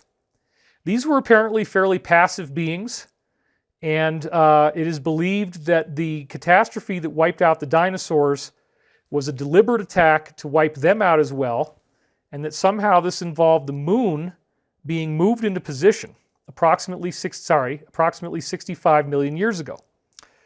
So the moon is a natural satellite that has massive buildouts inside of it. This is one of the things that we will learn. There are actually 10,000 decks, 10,000 floors, and on each of these floors, it's literally like Noah's Ark. So the moon is essentially an ancient Noah's Ark. There's 10,000 floors deep, and you can store all these animals and fish. There's many levels of it that are oceanic. The ceiling is tall enough. You can have all the animals you need in there, all the people, and you can literally package up a whole planet worth of people like you're putting matches inside a matchbox and closing it up, and then drive the thing and drive this moon to a different solar system. And again, the moon is natural, but it got built out on the inside. It had just enough gas to make it to planet Earth, and then the car broke down. This is one of the hilarious things that we've heard, is that it was damaged and it only had enough energy for one more trip, and that once it got to our solar system, they were still able to drive it to some degree, but much, much, much less. And eventually, it lost the ability to drive entirely, but that's a whole other discussion. So the moon, by putting the moon there, apparently it caused seasons to start forming, and this is why we changed from a reptilian planet to a human mammal planet, like we are now. The native reptilians, according to the briefings, they were driven into caverns under the earth, and as a result of that, they've been disrespected by the Draco. However, even though the Draco are not the same race, they're just reptilians, they believe that they own the earth because this reptilian race evolved here, and they are angry at the human mammal types for having killed off this species all those years ago. So this war literally goes all that way back. It's that crazy, folks. It's that old. So what they're calling in these secret programs pure humans appears every racial type: black, white, Asian, Latino, you name it, and then many, many others that would be very different looking than we are. And in Law of One terms, what they're calling pure humans is just fourth density. But these pure humans had incredible capabilities, incredible talent, incredible telekinesis, way beyond even the Jesus miracles in the Bible. I mean, we're talking about one being puts his hands out and he can just control this enormous dome of energy that goes for, I don't know, I mean, it could be miles around him. So to ever defeat these beings would be incredibly difficult, incredibly dangerous, and nearly impossible. But somehow, the Draco eventually did that, and that's coming in later. So they have these extraordinary capabilities, and as I said, they're fourth density in Law of One terms. These beings were not interstellar. They were interstellar, rather. These beings were interstellar. They were just not stationed on Earth. But when they interbred with people who were born on Earth later on, you get legends like Hercules, where even somebody who's a hybrid, half human, half whatever, God, as they were called in these myths, which is probably a mistranslation, when you have a half-human child, they still have just an extraordinary amount of capability. I mean, go read the stuff that Hercules did. It's going to blow your mind. So the big problem, the big species that we're having to deal with here is the Draco reptilians of the Orion Confederation. And again, I'm not going through all 5 of the ancient civilizations. I don't even know them all. I've just been told that there's 5. The main ones we're going to focus on is the original reptilians that were here, pure humans, Dracos, and then how we got to be where we are today. All right? So according to the new insiders I'm speaking to, the greatest concentration, the most terrifying place you could possibly go is the star known as Rigel. It's in the bottom right side of the constellation of Orion. It's a bright white star, as you can see here. And in fact, in the Law of One, they talk about the Orion Confederation. So this is another direct connection between the intel in the Law of One and the intel that I'm now receiving. What I was told is, if you go to Rigel and that star system, it is just crawling with them. They're everywhere. But they've also come over here because, again, Rigel is a huge star. It's very, very bright. It's one of the brightest stars in the night sky. Orion looks so big and looks like a constellation because those stars are some of the closest stars to us. So these beings are basically right next door. So they are racists. They're very, very evil. They favor their own kind, reptilians and insectoids. They hate mammalian humans. They just hate them. They have a spectrum of 6 different genders, and each one of them looks like a completely different type of being. So you have really, really male, you have partly male with some female, you have kind of halfway in the middle. Well, see, this is, I'm not even going to go there because you can't insult anyone right now, right? But yeah, so the spectrum of 6 genders is very interesting, isn't it? I'd love to be on one of those 6 genders. I identify. So the males apparently release a pollen that can impregnate women just by being around it. They have these gills in their neck. What a horrible deal that you could just get knocked up by this gas released by a man. It's the equivalent of a fart, basically. So yeah, not good, not good. We don't like these beings. They have a thick, thick, hard shell around their heart. They have cartilage that actually requires armor-piercing rounds to shoot through, like the FN-57, that kind of thing. Secret vulnerability they have is this weird gland that's underneath their armpit. If you look under their armpit, they have these 2 round things that kind of come together like this. There we go. 2 round things, and they're white, so maybe I should do it over here. And if you jam a knife in there, they die. There's nothing they can do. So it's the only vulnerability they really have. It's certainly the greatest one. So this is stuff that's come directly from the briefings. They've almost been completely wiped out by the pure humans over hundreds of thousands of years. And in fact, Earth is like, and our solar system is really their last holdout. If we defeat them, it's all going to turn around. So they've been using the moon as a supercomputer, and everything that you generate, all the texts, all the writings, all the videos you make, they create a file for you and they save all of your information. And they're storing this in the moon, supposedly, along with many, many other planets that they're dominating. So their central database is there. So imagine what happens if they're screwing around with all these planets and they have files on everybody. They know everything about you. It's total surveillance, right? Because all that surveillance is backfeeding up to them. All the stuff that you hear about that's being done on Earth, they're collecting all that information. So imagine if they're locked in the solar system. Apparently there is a quarantine, so they can't escape. There's about 25 million of them who are here, and they're basically gone once we awaken. So let's talk about that. They have a backup of the moon, believe it or not, in the Bluffdale, Utah facility. Obviously, this is the bad guys portion of that, not the good guys within the NSA. But then they work again directly with the global elites, and they take all that information, they engage in trafficking, they get them to do Satanism. It's all this horrible stuff. And they're modifying people on Earth. They tinkered with our DNA. This is another very important point about the intel that we got. They've tinkered with our DNA. So check this out. There's 2 main things that they went all over the galaxy looking for people who had certain characteristics, and they wanted to find people who they thought would make the best slaves. So what were the 2 things that they spent the most time looking for? You're going to be very interested when you find out, okay? Check this out. Number 1, we are strongly, strongly concerned by what other people think about us. And I can't stress this one enough because this is probably the most important one. So many people are insecure. So many of the personality distortions that we have on Earth are the result of our insecurities. It's the result of us feeling vulnerable, feeling weak, feeling like we don't add up, we're not good enough. Well, what if you just let go of all that? What if you're not so worried about what other people think? That is the big training of internet participation. When you go online, you're having to deal with trolls, you're having to deal with haters, and you have to stop being so concerned about what other people think. As a public figure, I've had, ever since 1996, to deal with incredibly toxic hate that has come after me online, like almost nobody else as a public figure has experienced on Earth.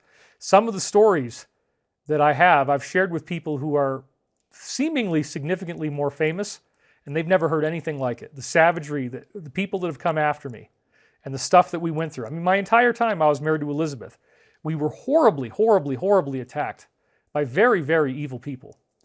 And it undoubtedly had a lot to do with why she needs to be on her own now, and that's okay. I'm charging headlong into World War III. I'm building hover cars, and I am trusting God that I'm going to be okay, trusting the Creator. And I trust you that you also want to be here with me now. So let's keep talking about how you can beat this thing. So number one, being strongly concerned about what other people think about you. And then number two is they found people in various planets that had a strong desire to create and worship idols. So this is where religion comes in. We even think back to the movie with Tom Hanks where he makes the volleyball into his friend because it's got the bloody handprint on it that looks like a face. Okay, we do this. We create things, and we have this very, very strong desire to seek outside of ourselves for authority and for inspiration.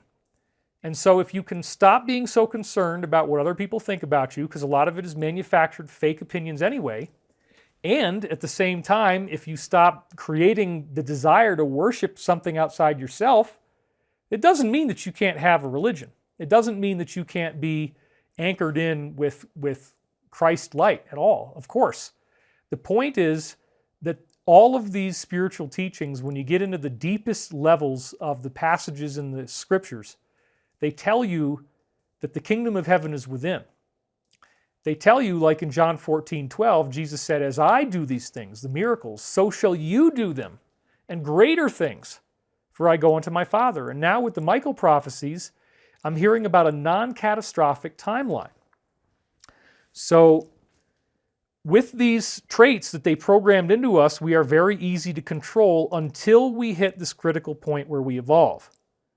And once we go past that evolutionary threshold, our DNA now is spring-loaded, and it evolves much faster than usual, which is partly due to our extraordinary emotional sensitivity that's caused by this DNA. So this is what's so ironic.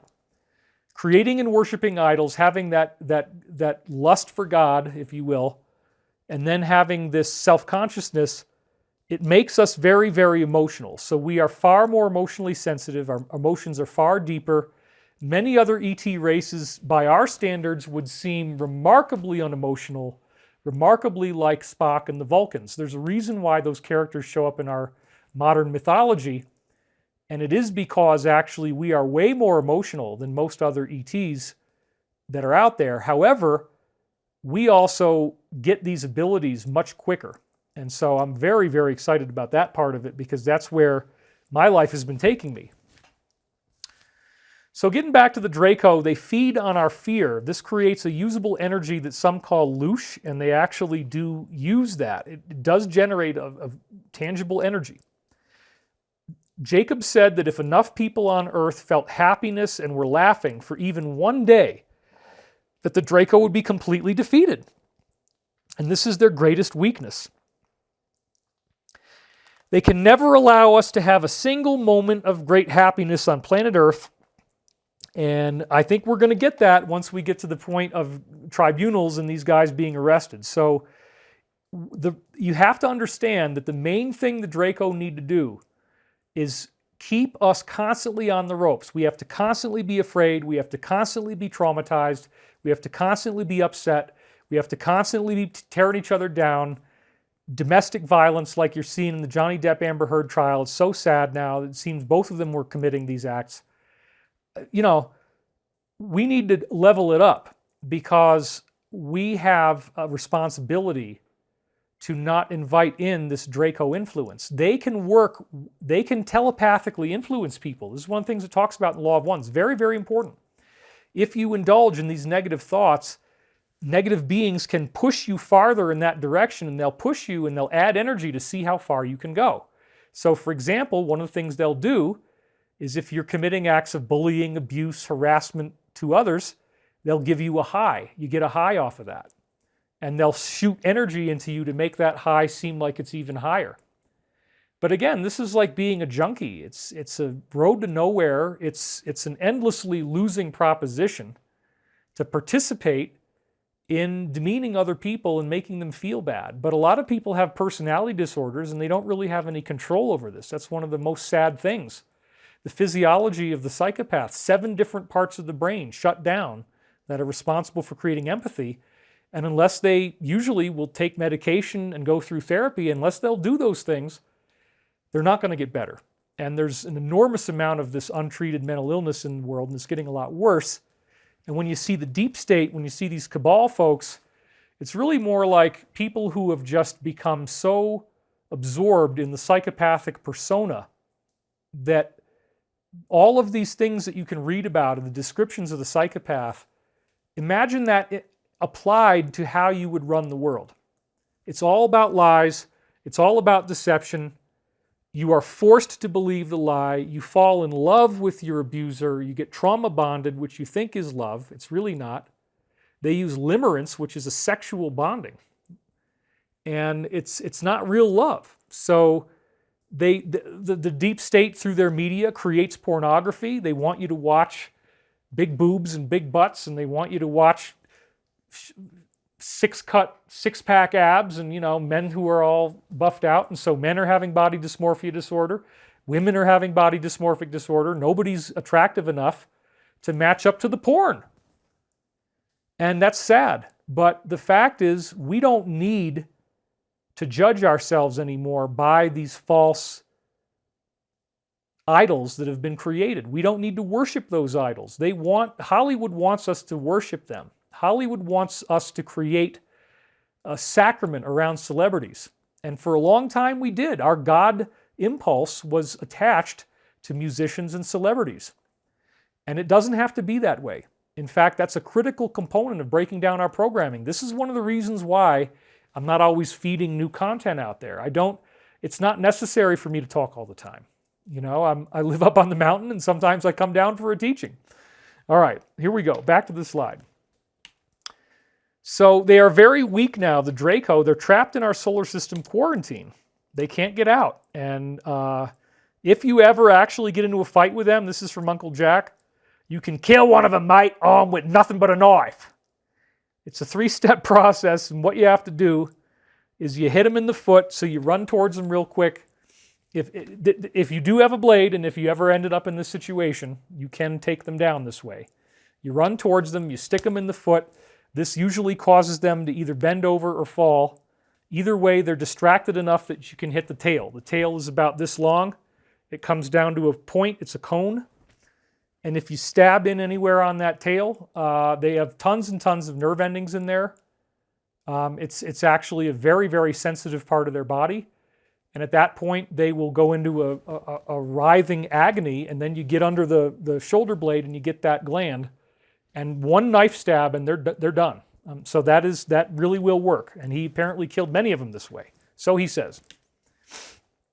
So again, the foot causes them to fall over. The tail creates a distracting pain. And then the armpit, it finishes the termination. And you definitely would want to terminate them, because if not, you're going to get eaten. Okay? So you can fight back. You do not have to be eaten. If you ended up in that situation, you got a knife. Okay, so let's go back to this ancient history for a little bit, because we're almost out of time here. There was a devastating attack against the pure humans, as I said, and they got wiped out. And now the race that's here has been doped up with alien DNA, including the Draco DNA. And this has given us genetic problems. Our spines are not strong enough. Our skin is not acclimated to the sun. We have shingles, certain things like this. And the appendix was originally a gland that made us live for 1,000 years by re-uploading and redigesting nutrients from the small intestine.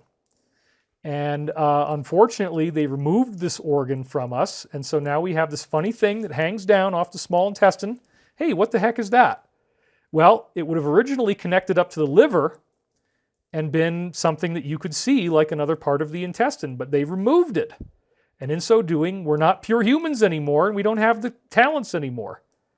So even now, you can see poop wants to go in there. That's why sometimes people get appendicitis when it gets clogged up and you have to have your appendix removed. And then they sew that thing off. Well, why is it there? Well, the scientists say, well, we don't know. It doesn't serve any purpose. It's just an appendix. It's something extra that we don't really need. Well, we did need it, and these jerks took it away from us. I'm not happy about that at all. So the modern human has been upgraded from the indigenous life that was on the planet, which was, again, mammalian, so ape-like life. And that's who we are now. But in the process of the DNA being upgraded, we are turning back into these pure humans once again. That is so exciting, what's coming our way in the future. All DNA, including the DNA that makes up our bodies, is an emanation of pure cosmic consciousness, and the choices that we make each and every day determine the outcome. So the basic bottom line teaching from these beings is that if you are not sufficiently positive in your spiritual orientation, you're not going to be living on Earth much longer. And this is going to happen gradually. They say 100 to 700 years. But psychopaths are being put out of business as things like the deep state being exposed comes to light, all the lying, all the deception, the election issues, the medical issues, the pharmaceutical issues. There's so much deception that in the future, people are going to be way more knowledgeable about psychopaths, and they're not going to allow psychopaths to run anything. I mean, psychopaths are basically being put out of business. They'll still be here for a little while, but they're not going to get the power that they want to have, and they'll be very sad. They'll be very sad without that power, but we don't care. So the Draco have now been chased into a corner here in our solar system. Apparently, we got 25 million of these guys still flying around, so this is going to be a war. We're not done, okay? We're not done. We got some cleanup to do. I don't know if that's what they look like again. It's just one idea, but there's three main types that I heard about in these briefings. This is new. The three main types that you're most apt to see would be the green ones, which have a little bit of light brown scales. There's a grayish brown type, and then there's a yellow. Now, I've never heard of yellow until recently I got this, but I found two images of yellows on the internet. This one, and then I don't know if these are real. This is based on apparent witness reports. And then here's another one on the cover of this book by Craig Campogrosso. I think I'm getting that right. The Extraterrestrial Species Almanac, and he's got a yellow reptilian. So again, somebody must have seen that. I don't know which one of those is more accurate, and maybe they're both kind of the same thing. This is another kind of weird sci-fi television example of what a reptilian might look like. I don't know if their faces are really quite that scaly. These are all questions that need to be answered. This is from the Corey Good material about him seeing a white one. That might be one of the 6 genders. I'm not really sure. But as I said before, they like to do Satanism. And unfortunately, Moloch's been having a bit of trouble. He got on CNN the other day, according to Babylon Bee, and he warned everyone that we're having a shortage of child sacrifice supply chain. Anyway, there's a lot of funny things going on here, folks, and I'm not trying to make light of this. It's a very serious situation. But what I want to do now is I want to show you some of the spaceships that we have, because I promised that, and if I don't give that to you, you're all going to be very upset, and I don't want you to be upset. I want you to be delighted. Okay, so check this out. The TR-4 is a new spaceship you are about to see in the waning minutes of this show. It is the successor to the TR-3B, which of course is the flying triangle that you know and love, but it turns out the triangle is not the best shape to use at all. Our company brochure, we refer to it as the SM-9 Hail, and it is something that is available as a near-space persistent reconnaissance aircraft, but if you zoom in on all this text, it also says that it will run in space. So what is this thing? Why does it look like a frickin' Stingray? Well, it turns out that when you get into anti-gravity, if you start playing around with natural forces, that really cool things happen. So this is what it looks like up close. There's 38 of these that have been built. In the interview that I did with Mike Adams, I said that there were about 3,500 of these craft out in space, and I've since gotten briefed that it's very likely that those are smaller versions. They look similar, but they're a lot smaller. This particular craft is massive. And Pete Peterson claims that he flew in one of these from Davis-Monthan Air Force Base. It has a warp cloak field around it, so you don't see it as it's landing. You only hear it. And maybe you see some smoke coming off of the runway or something as it lands. But then when they turn the thing off, again, it's this very, very weird, kind of scary looking craft. But again, going back to it, it's based off the natural form of the Manta Stingray. So look at how similar the Stingray is. And it's even got his little tail, and he's got his little things in the front. And again, here's the craft. And there's 38 of these, again, that have been built the TR4s. According to Chris, the front two bulkheads are necessary for steering, so what's actually happening is, if you imagine the two bulkheads, you'll have energy going like this from one side to the other. You can control where you're generating the charge clusters, and you can literally steer it like the rudder on a ship. So that's one of the most important things. And Chris is also saying that many of the many of the technologies that you see in the Star Wars prequels were his designs. And so notice how many times, like when Anakin Skywalker is in the ride and he's riding these speeders, there's these two things in the front and they're kind of jiggling back and forth like this. There you go. There's your bulkheads. Okay? So again, you're creating electrical current that slips along the edge of the bulkheads to make the thing steer. It's very fascinating. So then also the wings themselves are flexible for maneuverability. Now what does this mean? This means that, and I'm not really sure if it hovers or what, but the wings actually do this. You can actually get either wing to do these motions, and this stabilizes its gravitational field as it's moving through space, believe it or not. So here you can see the maneuverability of the quote-unquote wings of the Stingray, very similar concept.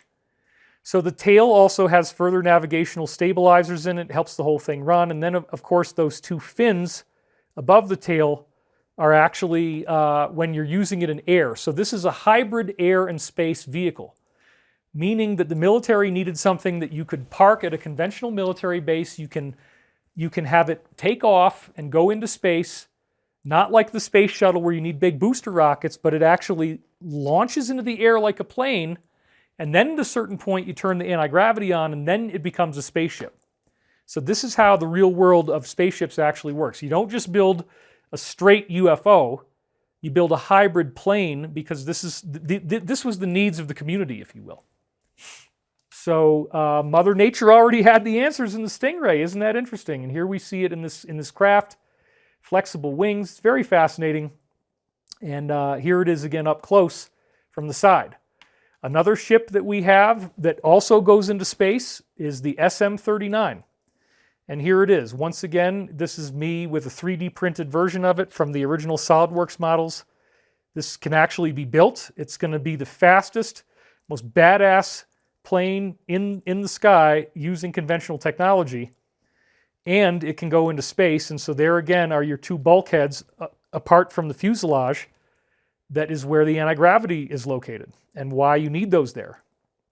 So if you're wondering why it looks like a wood grain, this is because 3D printing occurs in layers and you have to stack the layers one layer at a time, so it actually gets this very fascinating wood grain appearance. Now that in the front is the SM-31, which is a conventional jet that burns a whole lot of fuel and gets up into the air really, really fast. The one in the back that you see is before we figured out how to do two-color printing.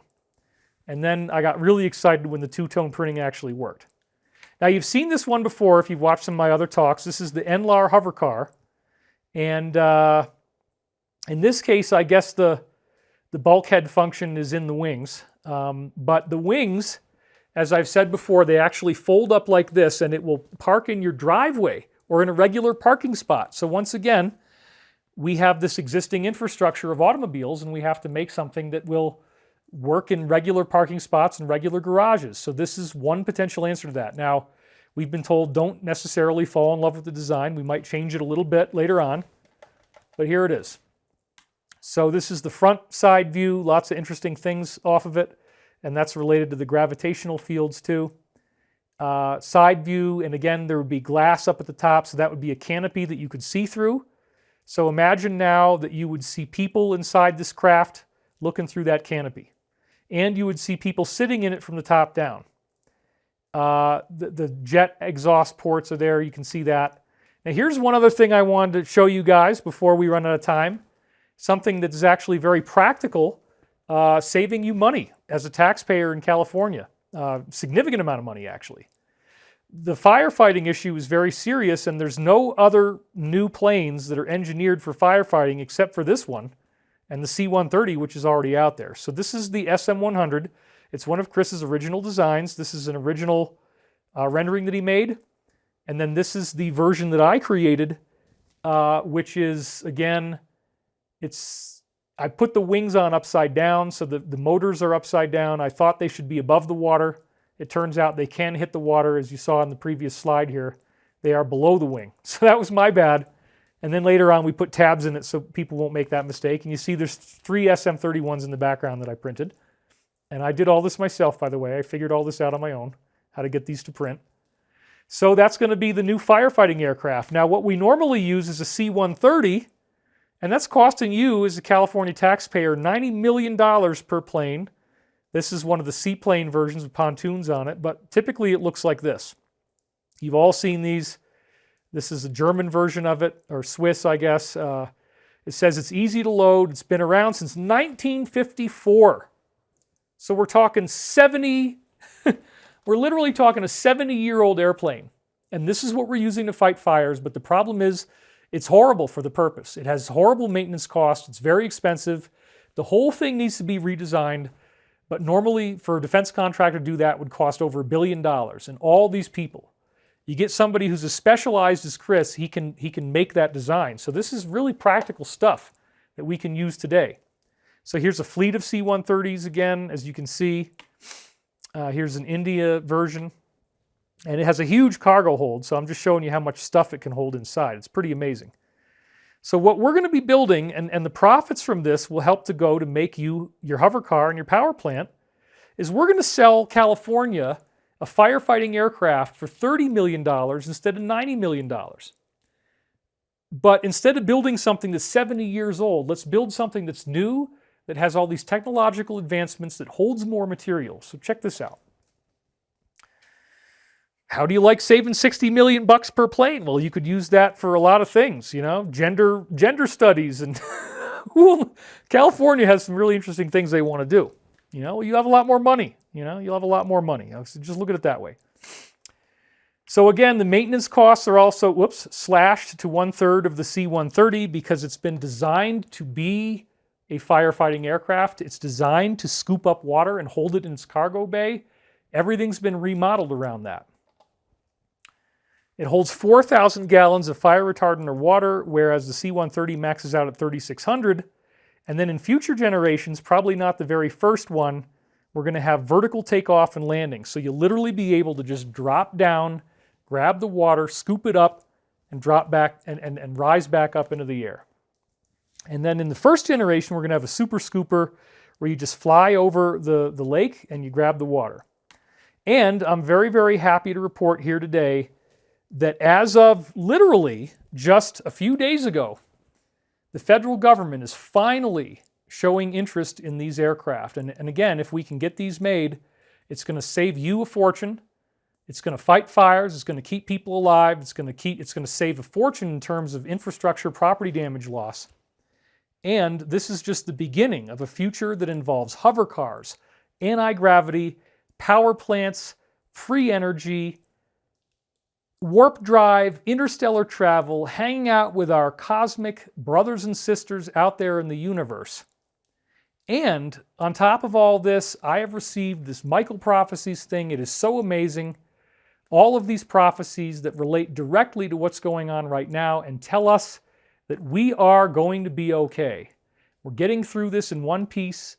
We're going to be fine. So go to thedisclosure.com if you'd like to see Michael Prophecies when it comes out. I'm probably going to start getting it into the final phase right after I finish this show. So hopefully even within a week or two, I'm going to get that done. A lot of people have been asking me.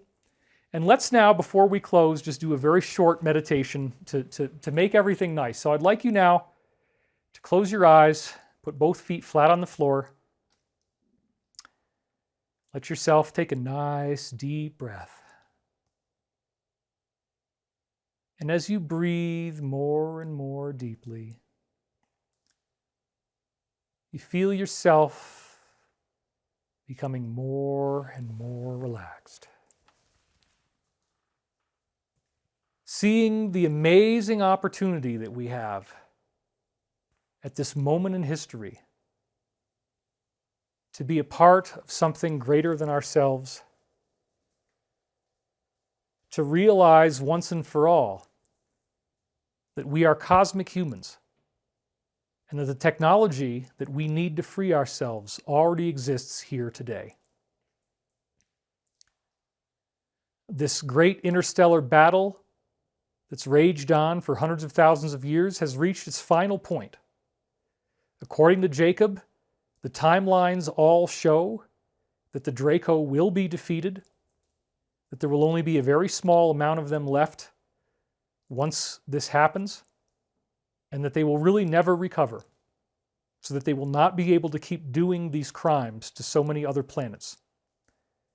And we stand in solidarity with those of Archangel Michael, with those of valiant Thor, with those human ETs who have been projecting into our space to help us through this transitional phase as Earth is being reborn into something far more wonderful, not with catastrophes, not with volcanoes, not with pain and earthquakes and fear and disaster, but with love and with the calm and patient revelation of the negative, one step at a time, just like the Zoroastrian prophecies say.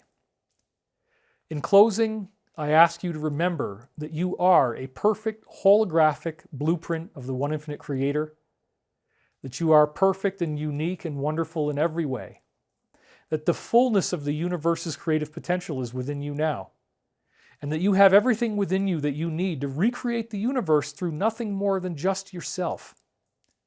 In a process similar to sonoluminescence, your consciousness can create these orbs, and you can live in the knowingness that you will eventually have the ability to teleport yourself with no technology anywhere you wish to go in the galaxy. And perhaps these 534 spaceships that have been found represent our first steps in that direction. Take this energy that we've raised in this wonderful ceremony together, this peaceful celebration of life and of a positive ascended future with high technology, and send it back to yourself. You don't need to be so concerned about what other people think, and you don't need to be so concerned with creating and worshiping idols. You can turn that love inside yourself, feel yourself filling with white light and love, and give that love back to yourself. For this love is what transforms the earth, defeats the enemy reptilian Dracos, and creates the positive Star Trek ascended future that we all have known and loved and heard about in so many ancient prophecies for so long. And finally, after thousands of years, is coming true. I'd like you to open up your eyes now. And so it is. Amen. Breathing back into the room. And now a little bit of audience participation. I'd like everybody to get up on your feet. Get up on your feet, everybody. Come on, let's do this. Get up on your feet. And give your neighbor a handshake or a hug as you feel is appropriate to you. Share the love. Don't keep it locked up inside.